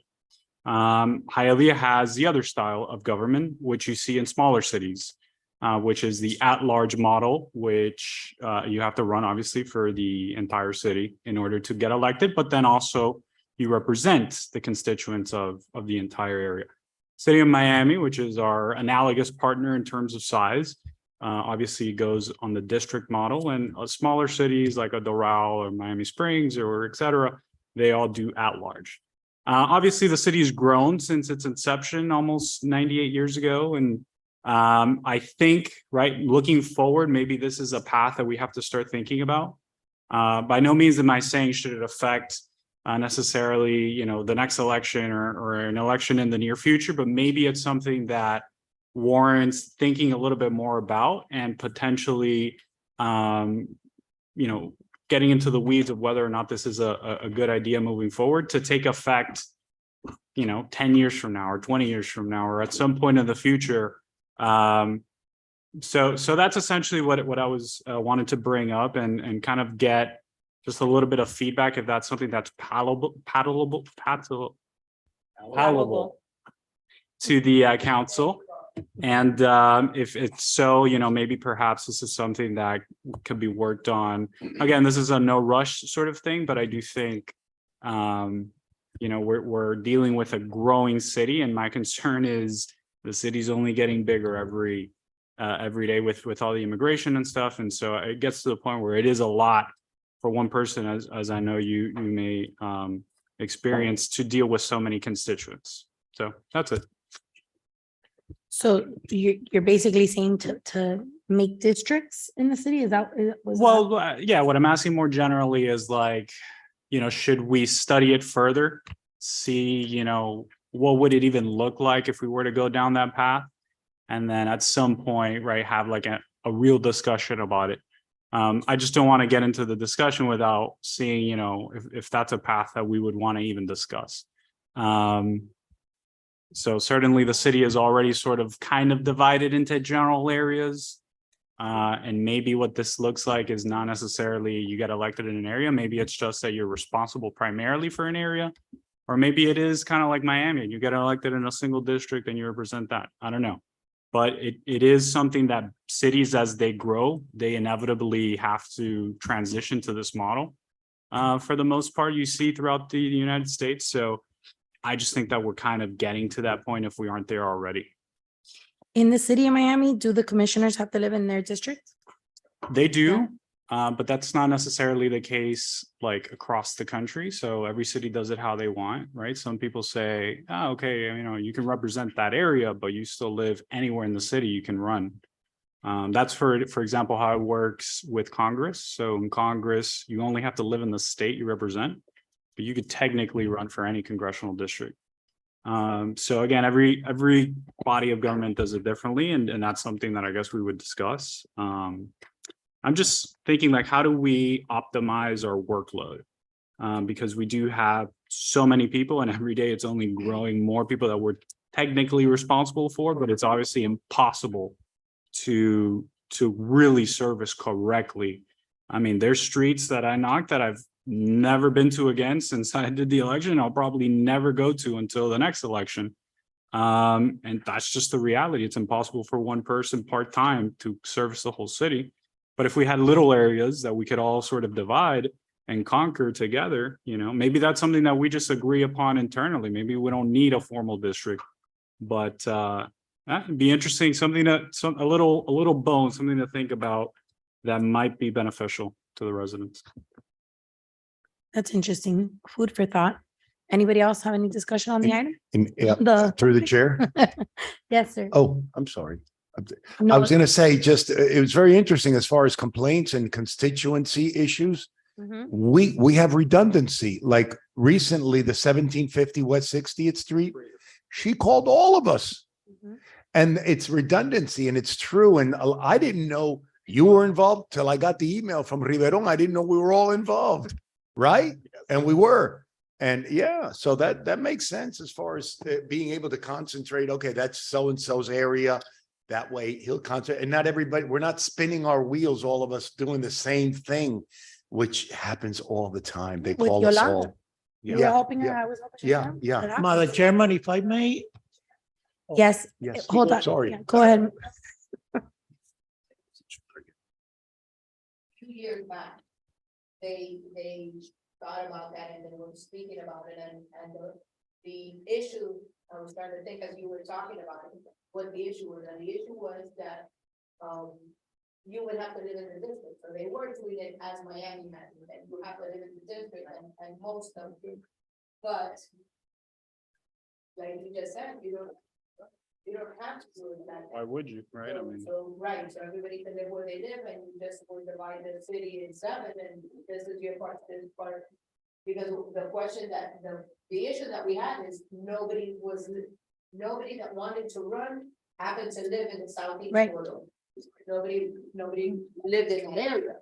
Or, you know, so that was a concern. You always had everybody, and as it is now, without knowing 3 of the council members live, you know, or 4 at one point live within, 4 blocks of each other. Mhm. So, and that's just coincidental. But Is it? Madam Chairman, if I might add something as what Vivian said, since I was here a few years before, Mhm. we went and we had this discussion a couple of times. One was the issue, especially when you had the requirement for residency, that nobody wanted to live in the southeast. Deborah. Another time was, No. and I believe that we might go past that and we don't need to have the 7 district representing equally amount of people. If we can all go past that and says, we're gonna represent each one district, you flip a coin and this is your district, but you're gonna be elected citywide. Then you might get stuck with a mostly residential port district, or you might get stuck with a mostly industrial district. because that was the biggest hurdle back in the early 80s. That how do you divide it? Because everybody was thinking about the old way. You know, you take the census data, you're gonna represent X number of constituents. Correct. And that will not work. That won't It work. will still not work. No. Yeah. So if we can get past that and say you're gonna represent the district, no matter how many constituents you're gonna have there, because you're Right. gonna be elected But then you're gonna be and elected count- citywide. citywide, and So then if you there's a can slacker, rotate. then you look back. You know, maybe you can rotate every couple of election cycles. That way you don't get stuck with the industrial area forever. Right. You know, you can rotate the different districts as assignments. Because the other ways we tried to do it before, we never could get It never a worked. consensus because it wasn't working. Yeah. All right. Well, thank you, Councilman Cobble, for that interesting food for thought. Anybody else? Mr. Rodriguez? Councilman Rodriguez? No, now you finished There's, it, you started 3 times. You were saying something. Guys, I think this council special, we all have passion, you know, we know how to add, we know how to add. So each one of us, I like the idea of us representing a particular whatever it is. Brian, under good intentions, that's an awesome idea, but we live in Hialeah politics. So I see a lot of angles of people, you know, doing, you know, something to win the election differently, you know what I mean? I see it because I've been around 50 years here and I see it. If we can take that particular protection of that, I mean, I can go into, if you got this side over here, you know, you got those consistent voters, you got, it all depends. We all walk, we all know the politics of the city. So that is a factor that we have to take in place. Yeah, I see it as kind of like not really affecting any of us here, but like the person sitting in the chair 12 years down the road. Yeah. Right? When the No. city's probably, who knows by then, right? 400,000, 450,000 people. That's what I see. Kind of like a very, like in the So is future. Miami so the cities out there, we got Miami Miami districts, Miami has districts, yeah. Springs is not, well, Springs. All the small cities have at large. And the larger ones, Hollywood. But if you go like So Tampa, what's the Tampa actual, has districts, Orlando has what's the actual districts. benefit? That's what, the voice of the resident. It's, The benefit to the resident is you have someone that's responsible for a very specific area, so that person knows the condition of every sidewalk in that area, in theory, right? Knows the roadways, knows the residents themselves at a more personal level in theory. And it's your go-to person in that area, your little HOA glorified community activist, whatever you Gotcha, want to call it. gotcha. Rather than what we have now, which works well when the city's small because, you know, where everybody's kind of a part of Hialeah, right? But as the city grows, it's like a tall monster, right? I mean, how do you service? And like I said, maybe the informal way of going about it is maybe we each individually, you know, take an area, or maybe not us, but the next group takes an area and it's not a formal, rigid, we're gonna create districts, you can only get elected here and it only can be like this. Maybe it's not like that. Maybe it's a more of a Hialeah manner, like you're saying, of doing things. But to the end goal here would be streamlining the way residents can get, you know, represented and get their concerns out there. Which, you know, we do our best. I do my best, certainly, and I know everybody else does here, but it's a lot of and people. also 15 years from now, let's say the worst part of the area right now, the city, Southeast Hialeah should have a lot of infrastructure fixtures, probably, you know, stuff like that. So I'm thinking it should be a level. Because think about it, you got areas in Hialeah now. that There's need more. there's there's towns that how they do it. It's actually quite interesting. They so they'll do like some districts and then like the important positions in the council, like the council president, that person runs at large because that person kind of has almost a vice mayor role, right? So there's many models, and maybe that's my homework, which is coming back and just showing you like every model possible, right? And maybe you know, that's a path forward of saying, okay, for the next group, you know, maybe this is how this should look like, because inevitably, you know, nobody wants to do it on their term, right? Like when they're in office, typically speaking in general. But the next group behind us in 12 years or whatever, that group is going to have a city that's almost 450,000 people. I mean, at the rate we're going, and that's a lot of people. Through the chair. Yes, sir. Just, yeah, and I think that's something that's been discussed before, just how Councilmember Casal Munoz mentioned. I think a Councilman Calvo, that's something that we should, how you said, really take a look at and research, because once we do that, we can't go back, right? And we've seen sometimes the politics in play with the fiefdoms, right? You create a district, and that's your district, and you're in charge of that district.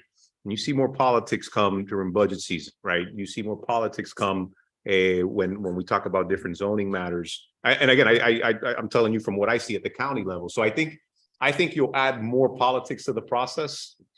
Funny, but I think that's what it is. And a benefit that we all have, and for a long time, I think what's made Hialeah always very strong and formidable is higher office, right? Because, we are council members that run at large, second largest city in Miami-Dade County, right? That's pretty powerful. That's very impressive. And so if one of us that lives in Hialeah wants to ever run for something else, I think the chances become greater, right?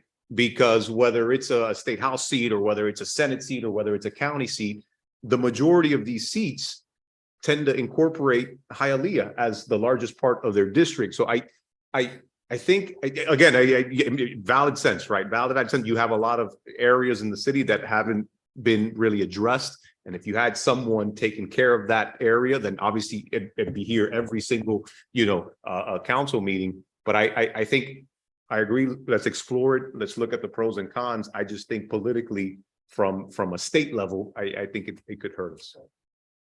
Yeah, I mean, but even the state divides the city in three, right? Yeah.